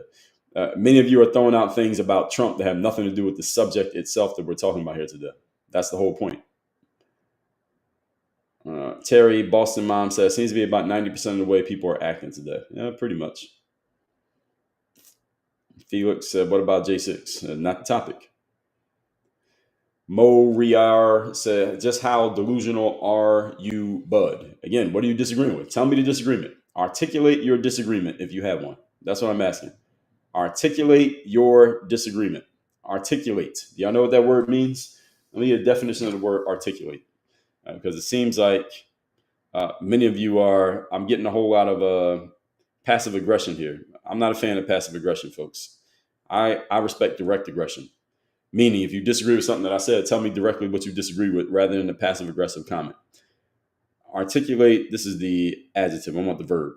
The verb articulate means to pronounce distinctly and carefully, also to enunciate. So please, I would like, or to fit together into a coherent whole, or to unify, or to express in a coherent verbal form. So if you disagree with something that I said, please articulate your disagreement, if you can. Entry level say he has a 38% approval rating right now. So he still got 3 more years in office. That's the thing that he has that you should really care about. He could have a 0% approval rating. He's still the president. So, I mean, who cares? Scott said, "Wow, you have a bunch of far leftists watching you this morning." They're always watching. They're just commenting today. That's it.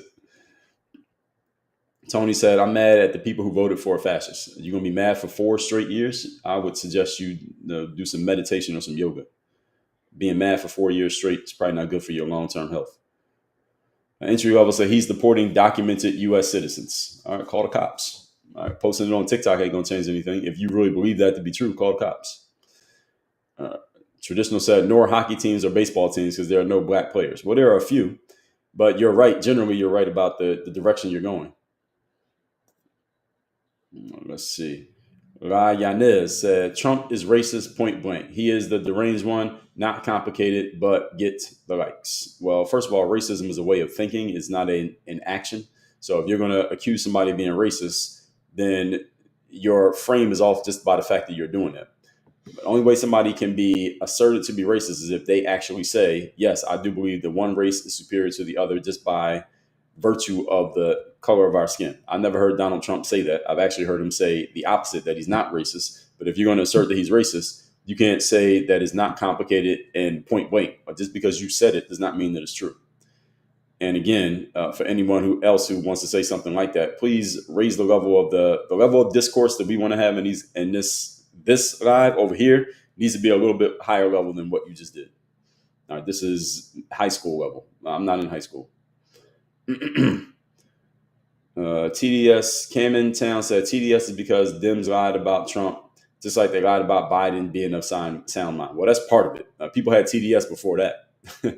People had TDS before the Biden thing, and they've been saying things about Trump for the whole time since he got into politics. So TDS has been significantly fueled by, it's not even necessarily lies. It's taking certain pieces of information.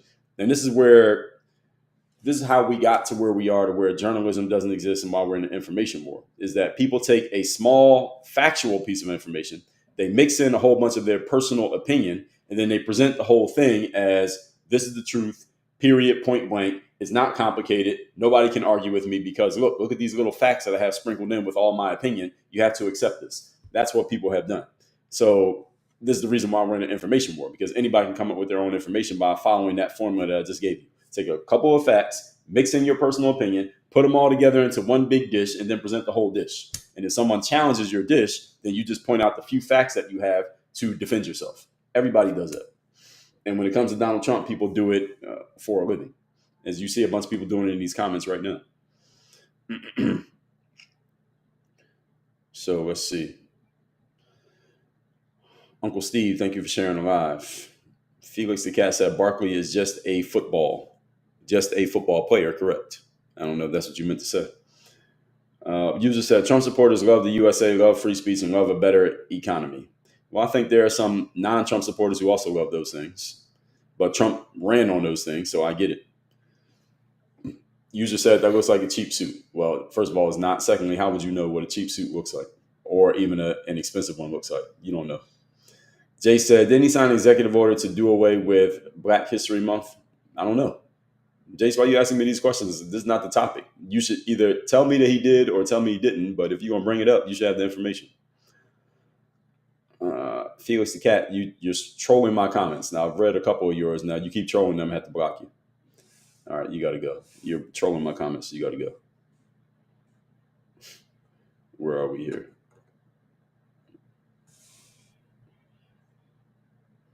Oops, I think I pushed the wrong button. Amber said, Dre, this sounds like a pedal to white people. Other communities do have certain customs. Why can't we? Amber, you got to do better than that. Come on. Amber, didn't you tell me you were a teacher? I believe you said that earlier. You were a teacher.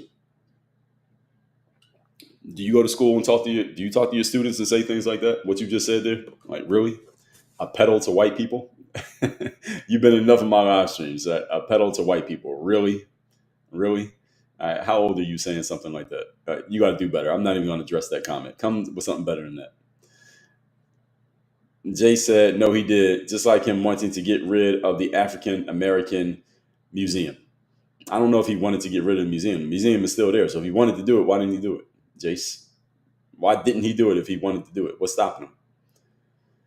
Traditional says Saquon has beautiful pics to show to his future grandchildren. Yes, he does.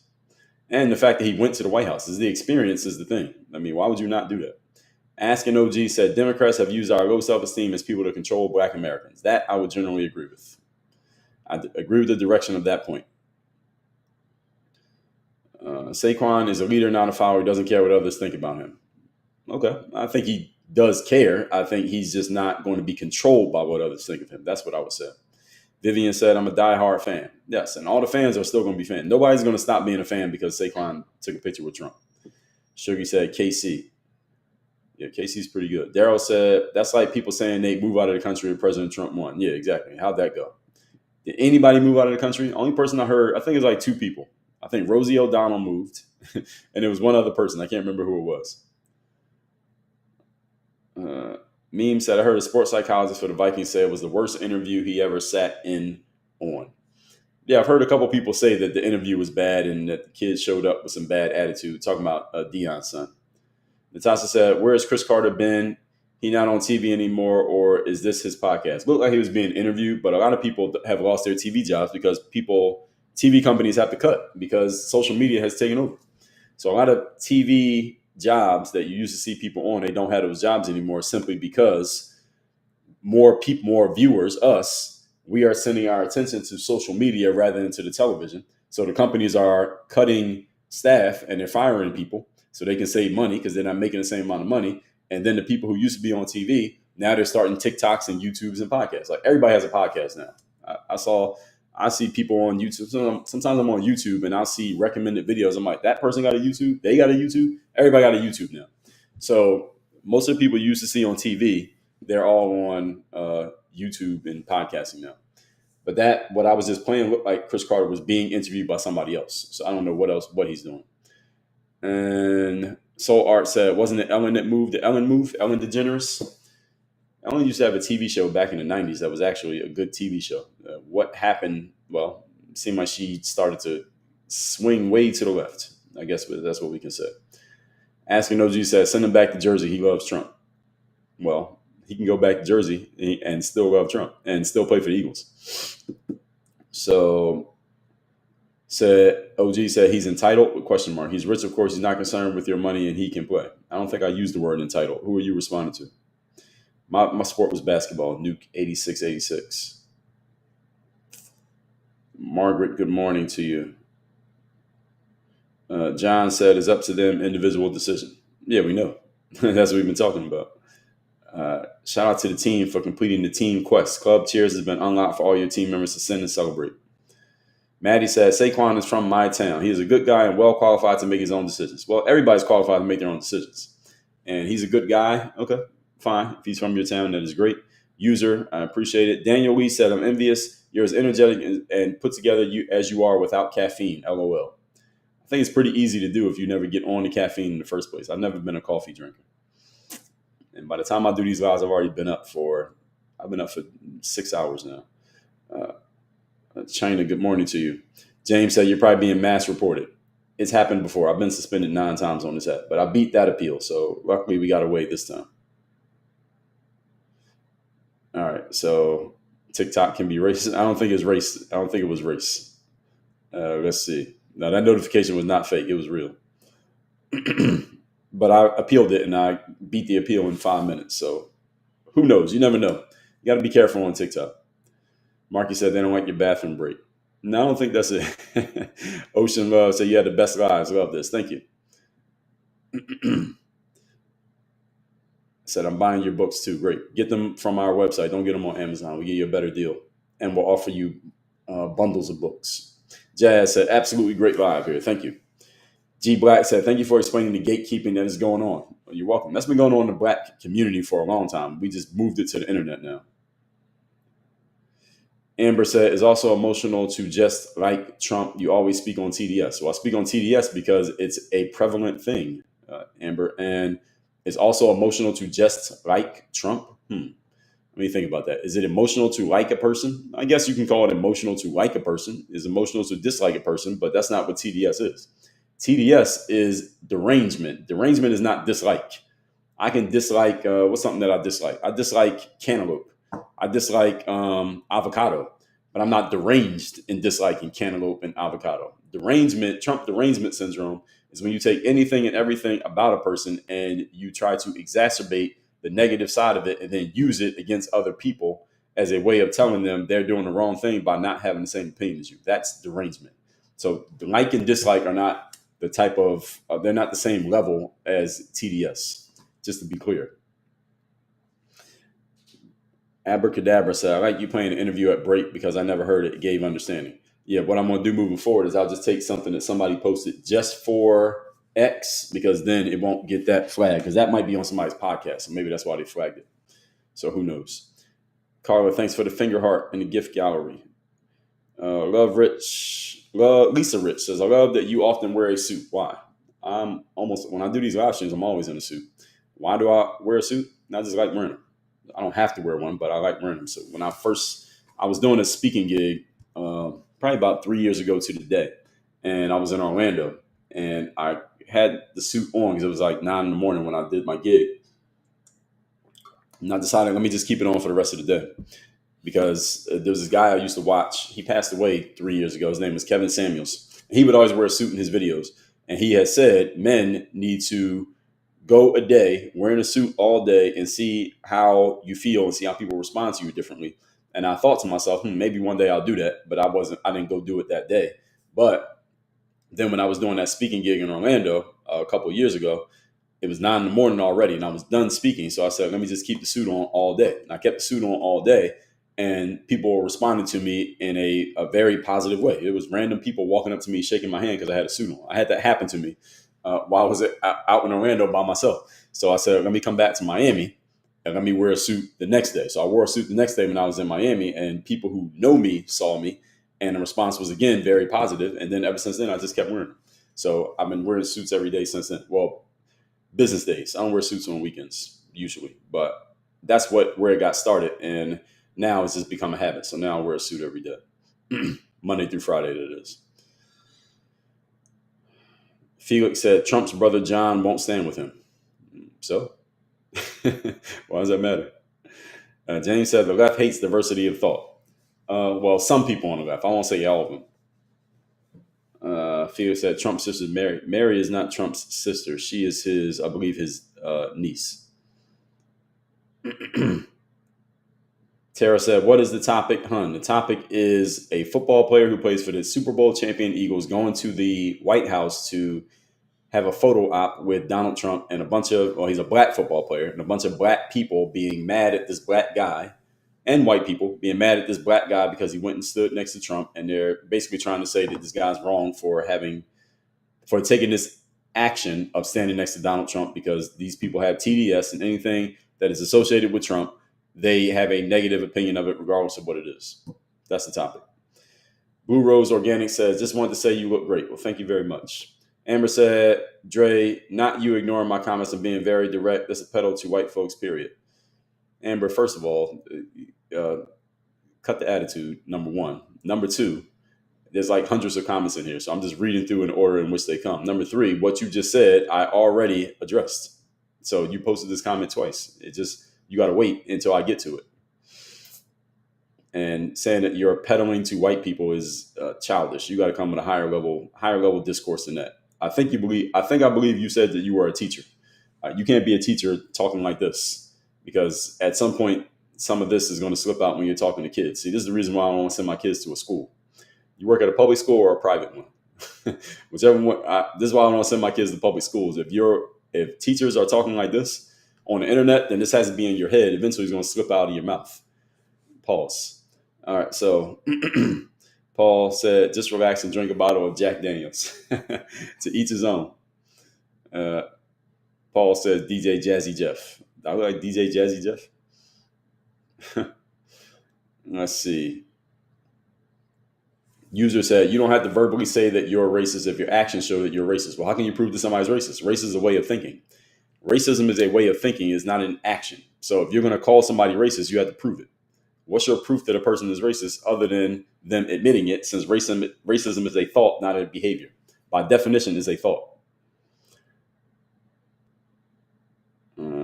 Katie said, you couldn't have been a Biden supporter. I'm not a supporter of any politician, generally. Elderly woman said, you always look dapper. Thank you. Dave said, you got a nice suit. Thank you. AV said, I appreciate your eyes. Somebody with Philadelphia Eagles put a wink in the comments. So shout out to the Philadelphia Eagles in the comments. AV, thank you. Mark says, surprised no one has mentioned your Trump red tie. I know, nobody said that yet. Somebody might say, well, you're a supporter of Trump because you got a red tie on. Nobody even made that comment today. Dave said, the Hope seems like a conservative, but just doesn't like Trump. Am I right? No, I'm not a conservative, nor am I a liberal. I'm just a person who tries to look at things logically and objectively. And I have when it comes to Trump, I don't dislike him. Would I say I like him? I don't know. I'm trying to stay neutral when it comes to things like that. As far as Trump goes in general, I'm not against him. He's the president, so I hope he does well. I mean, I live here in America, so I don't want him to fail, because if he fails, that's going to hurt me. So I want him to do well. I want any president to do well. And as far as Trump in general, I like to use him. I use him often as material because everybody has an opinion on him. So I just like to use Donald Trump. So I appreciate Donald Trump because he's provided a ton of content material for people like myself and many others. Asking OG says, please send him back to the Giants. I don't think the Eagles want to send him back to the Giants because we just won the fucking Super Bowl. Why would we do that?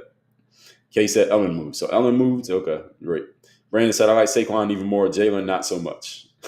Well, as long as they keep winning, you don't have to like them at all. Elderly woman said, no one can move out because other countries have restrictions on immigrations. Good point. Very good point. Yeah, so many of you can't move even if you wanted to. Let me see where I am. Med said, I think some people move to escape the Diddy fiasco. Oh, you think she might be involved? We'll see. Pop says, your live is awesome. The information you have is great and optimistic for sure. Keep pushing. Thank you.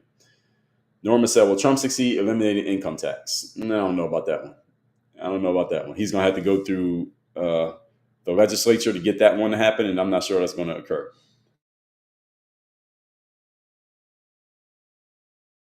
So look, I'd be happy if I didn't have to pay income tax. Save me a lot of time and money. But is he going to be able to do that?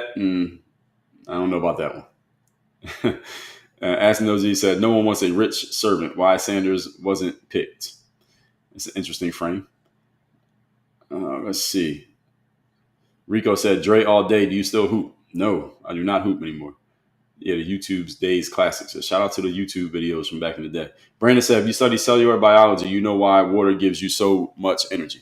Well, I don't think you need to study cellular biology to understand. I understand it, but I couldn't explain it in a cellular biological way.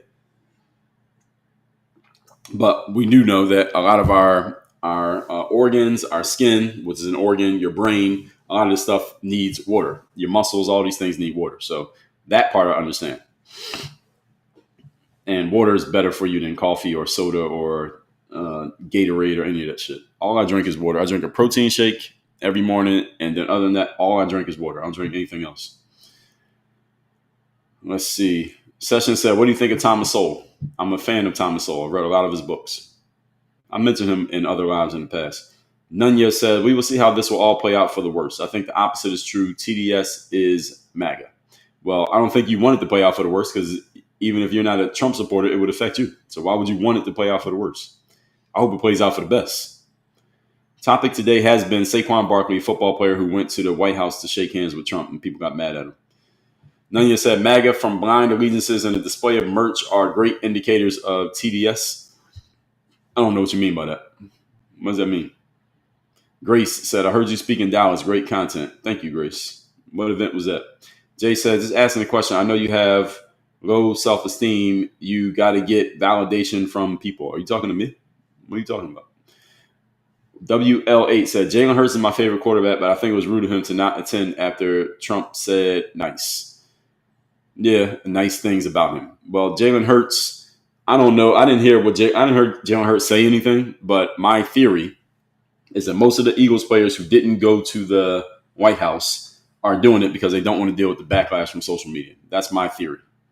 Now, if that's what actually happened, we don't know because they haven't said anything. So we'll see when they actually talk if that's the case. I doubt they would admit that because who's going to say, well, I was scared of getting blowback on social media, so I didn't do it. Nobody's going to say that.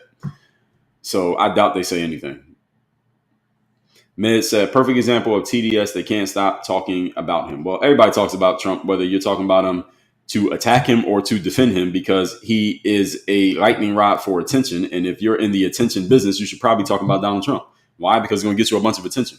So I get what you're saying there, Meds, but talking about Donald Trump doesn't mean you have TDS. Everybody talks about Donald Trump because everybody has an opinion. So if you want to get a bunch of attention on the internet, you should probably talk about Donald Trump because everybody has something to say.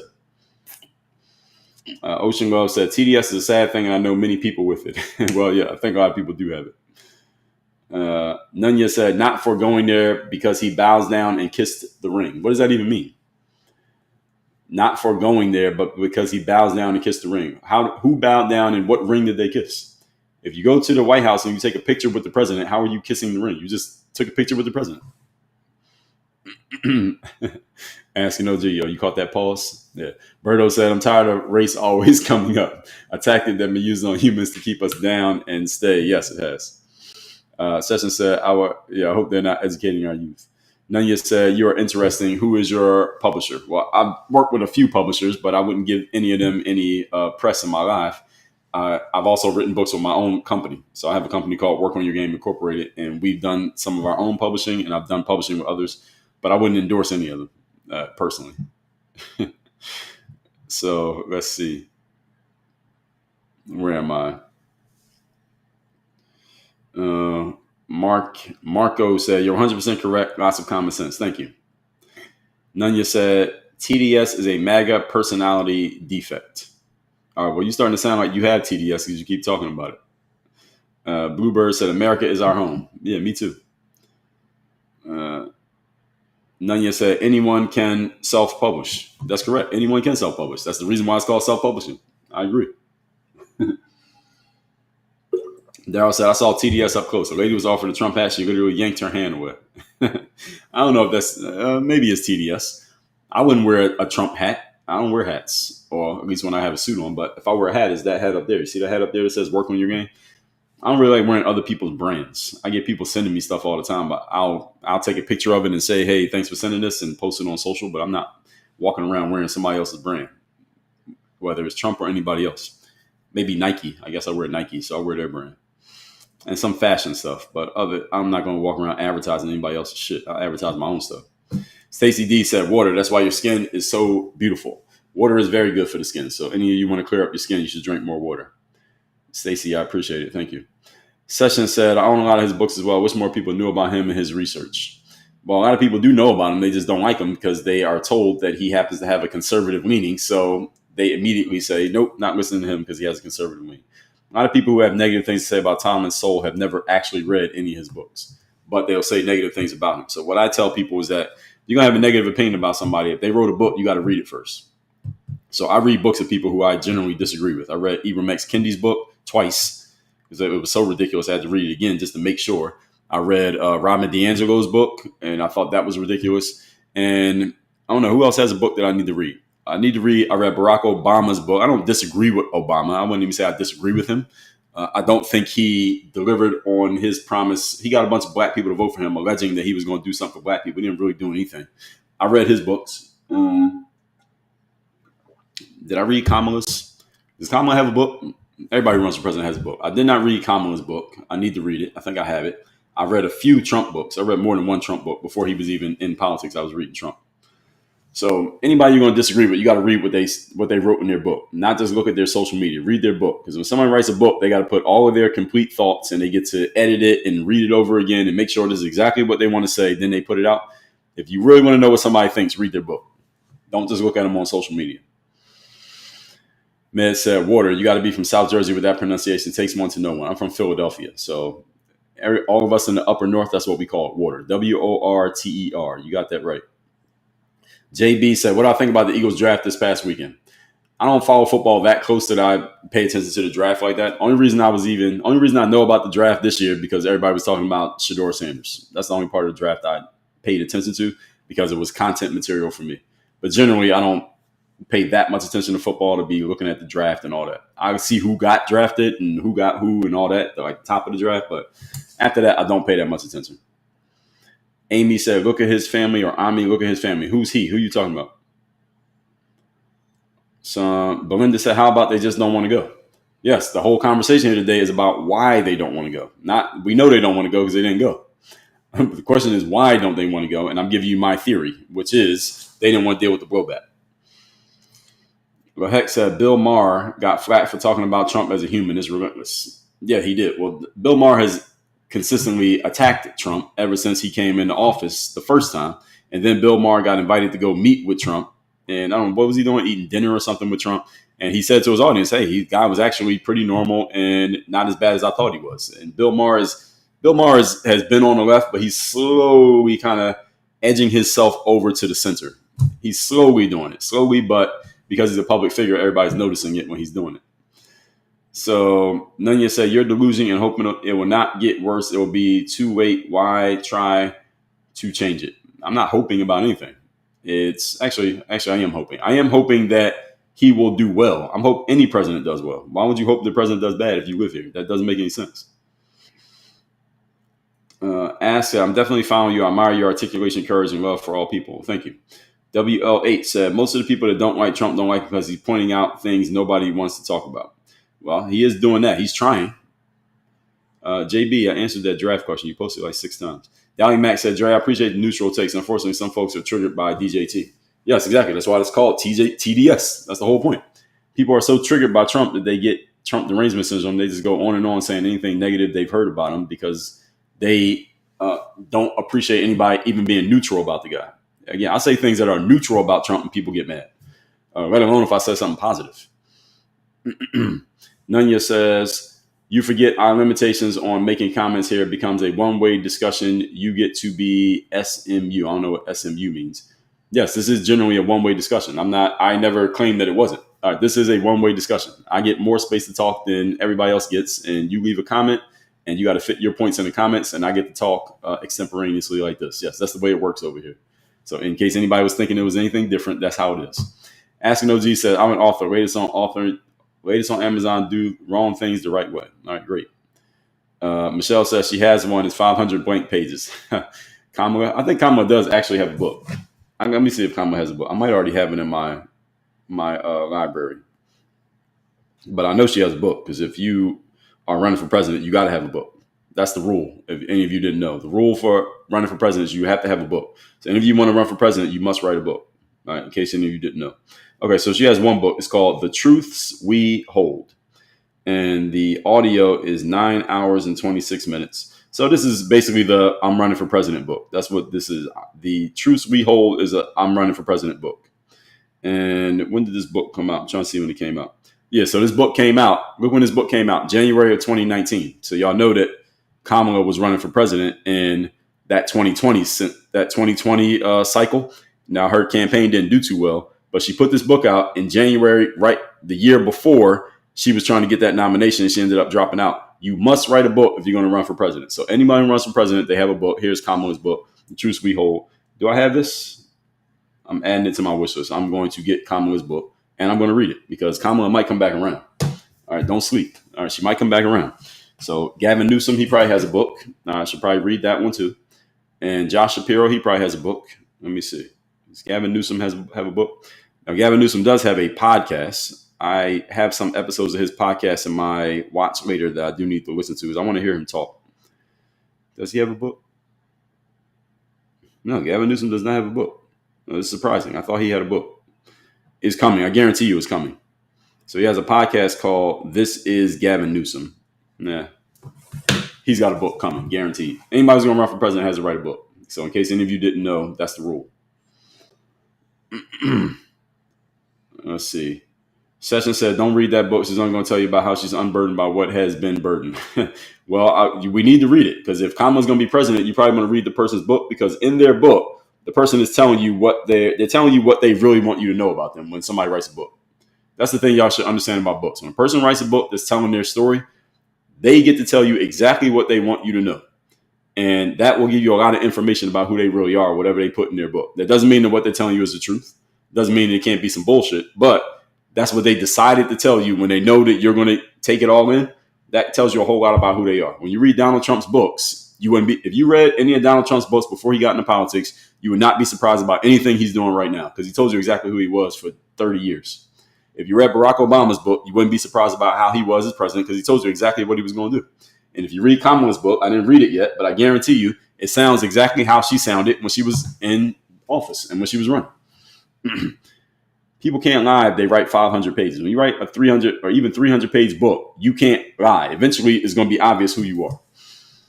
Again, even if you're trying to put on the front, you can't front for 500 pages. All right, read Barack Obama's book. He talks exactly he writes exactly how he talks.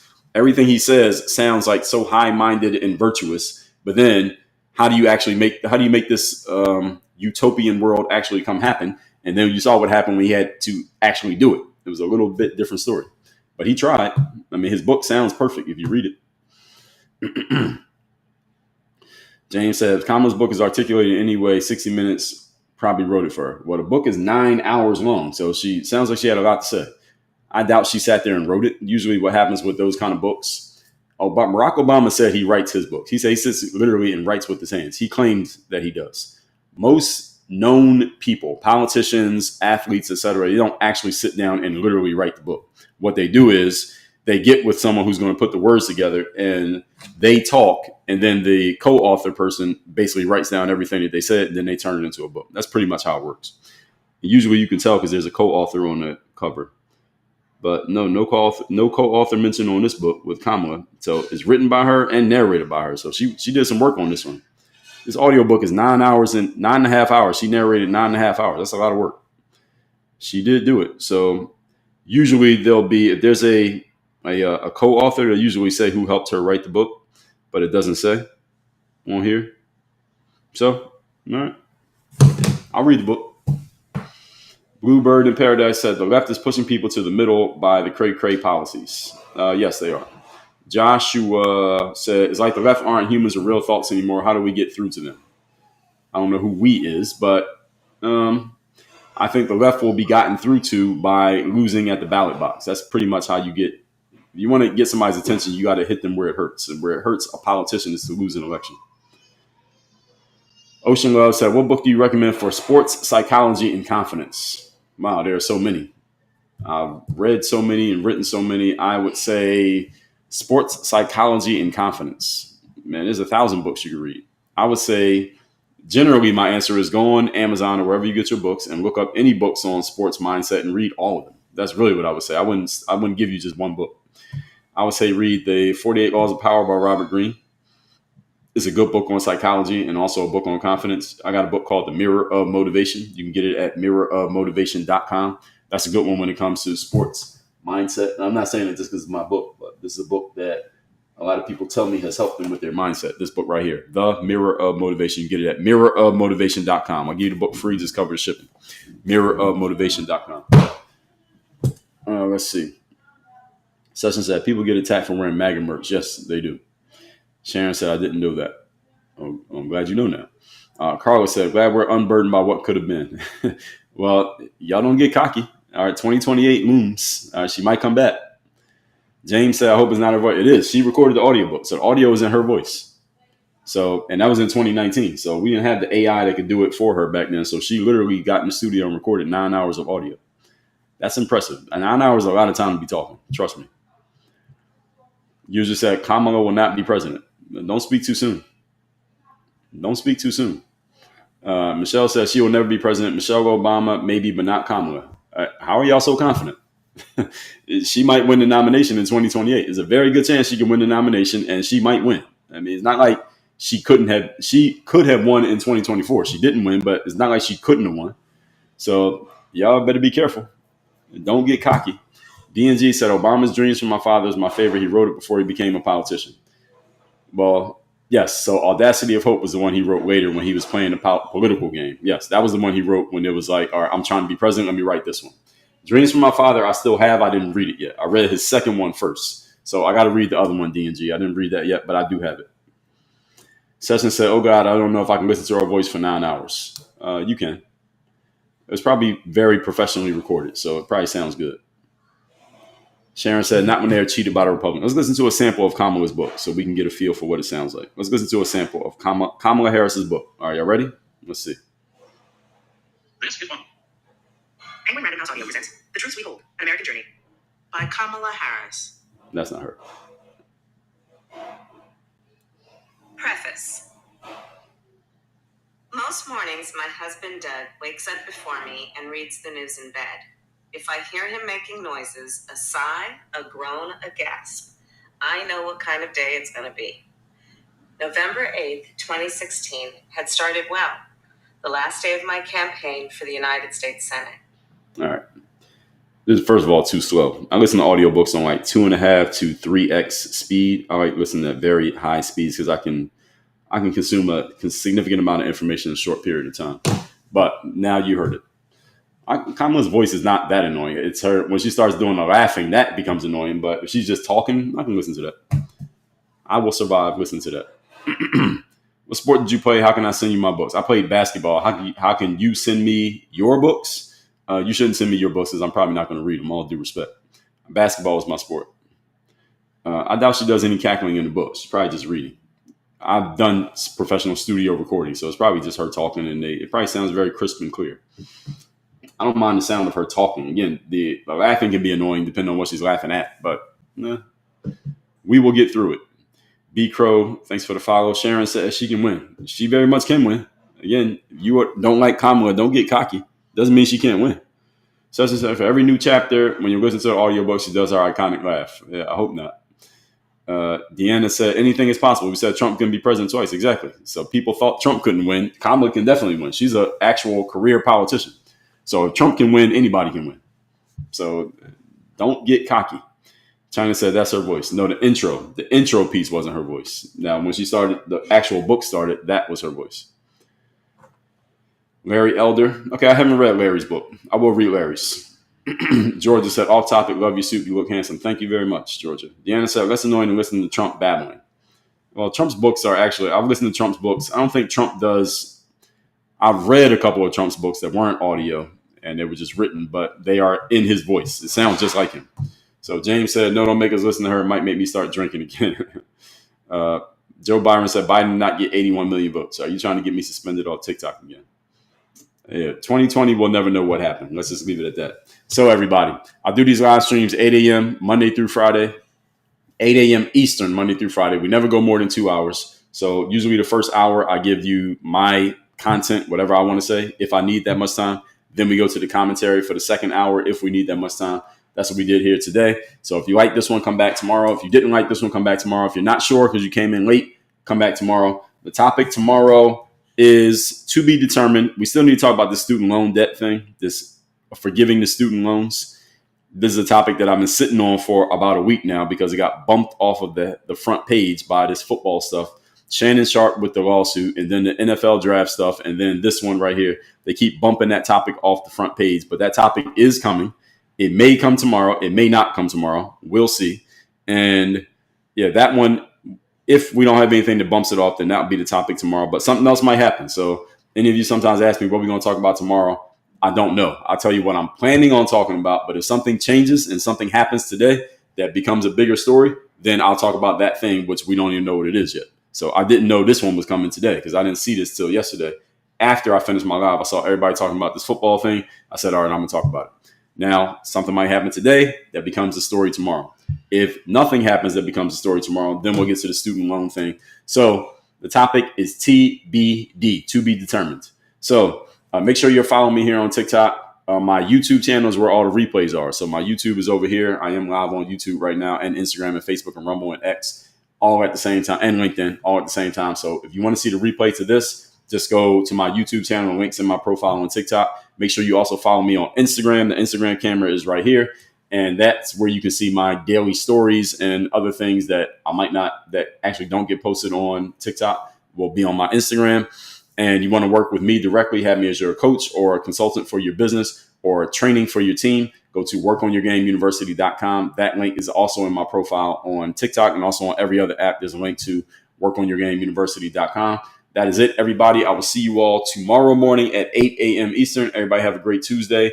Thank you, everybody, for being in here and supporting and being involved in the conversation. I'll see you all 8 a.m. tomorrow morning. Work on your game. We out of here.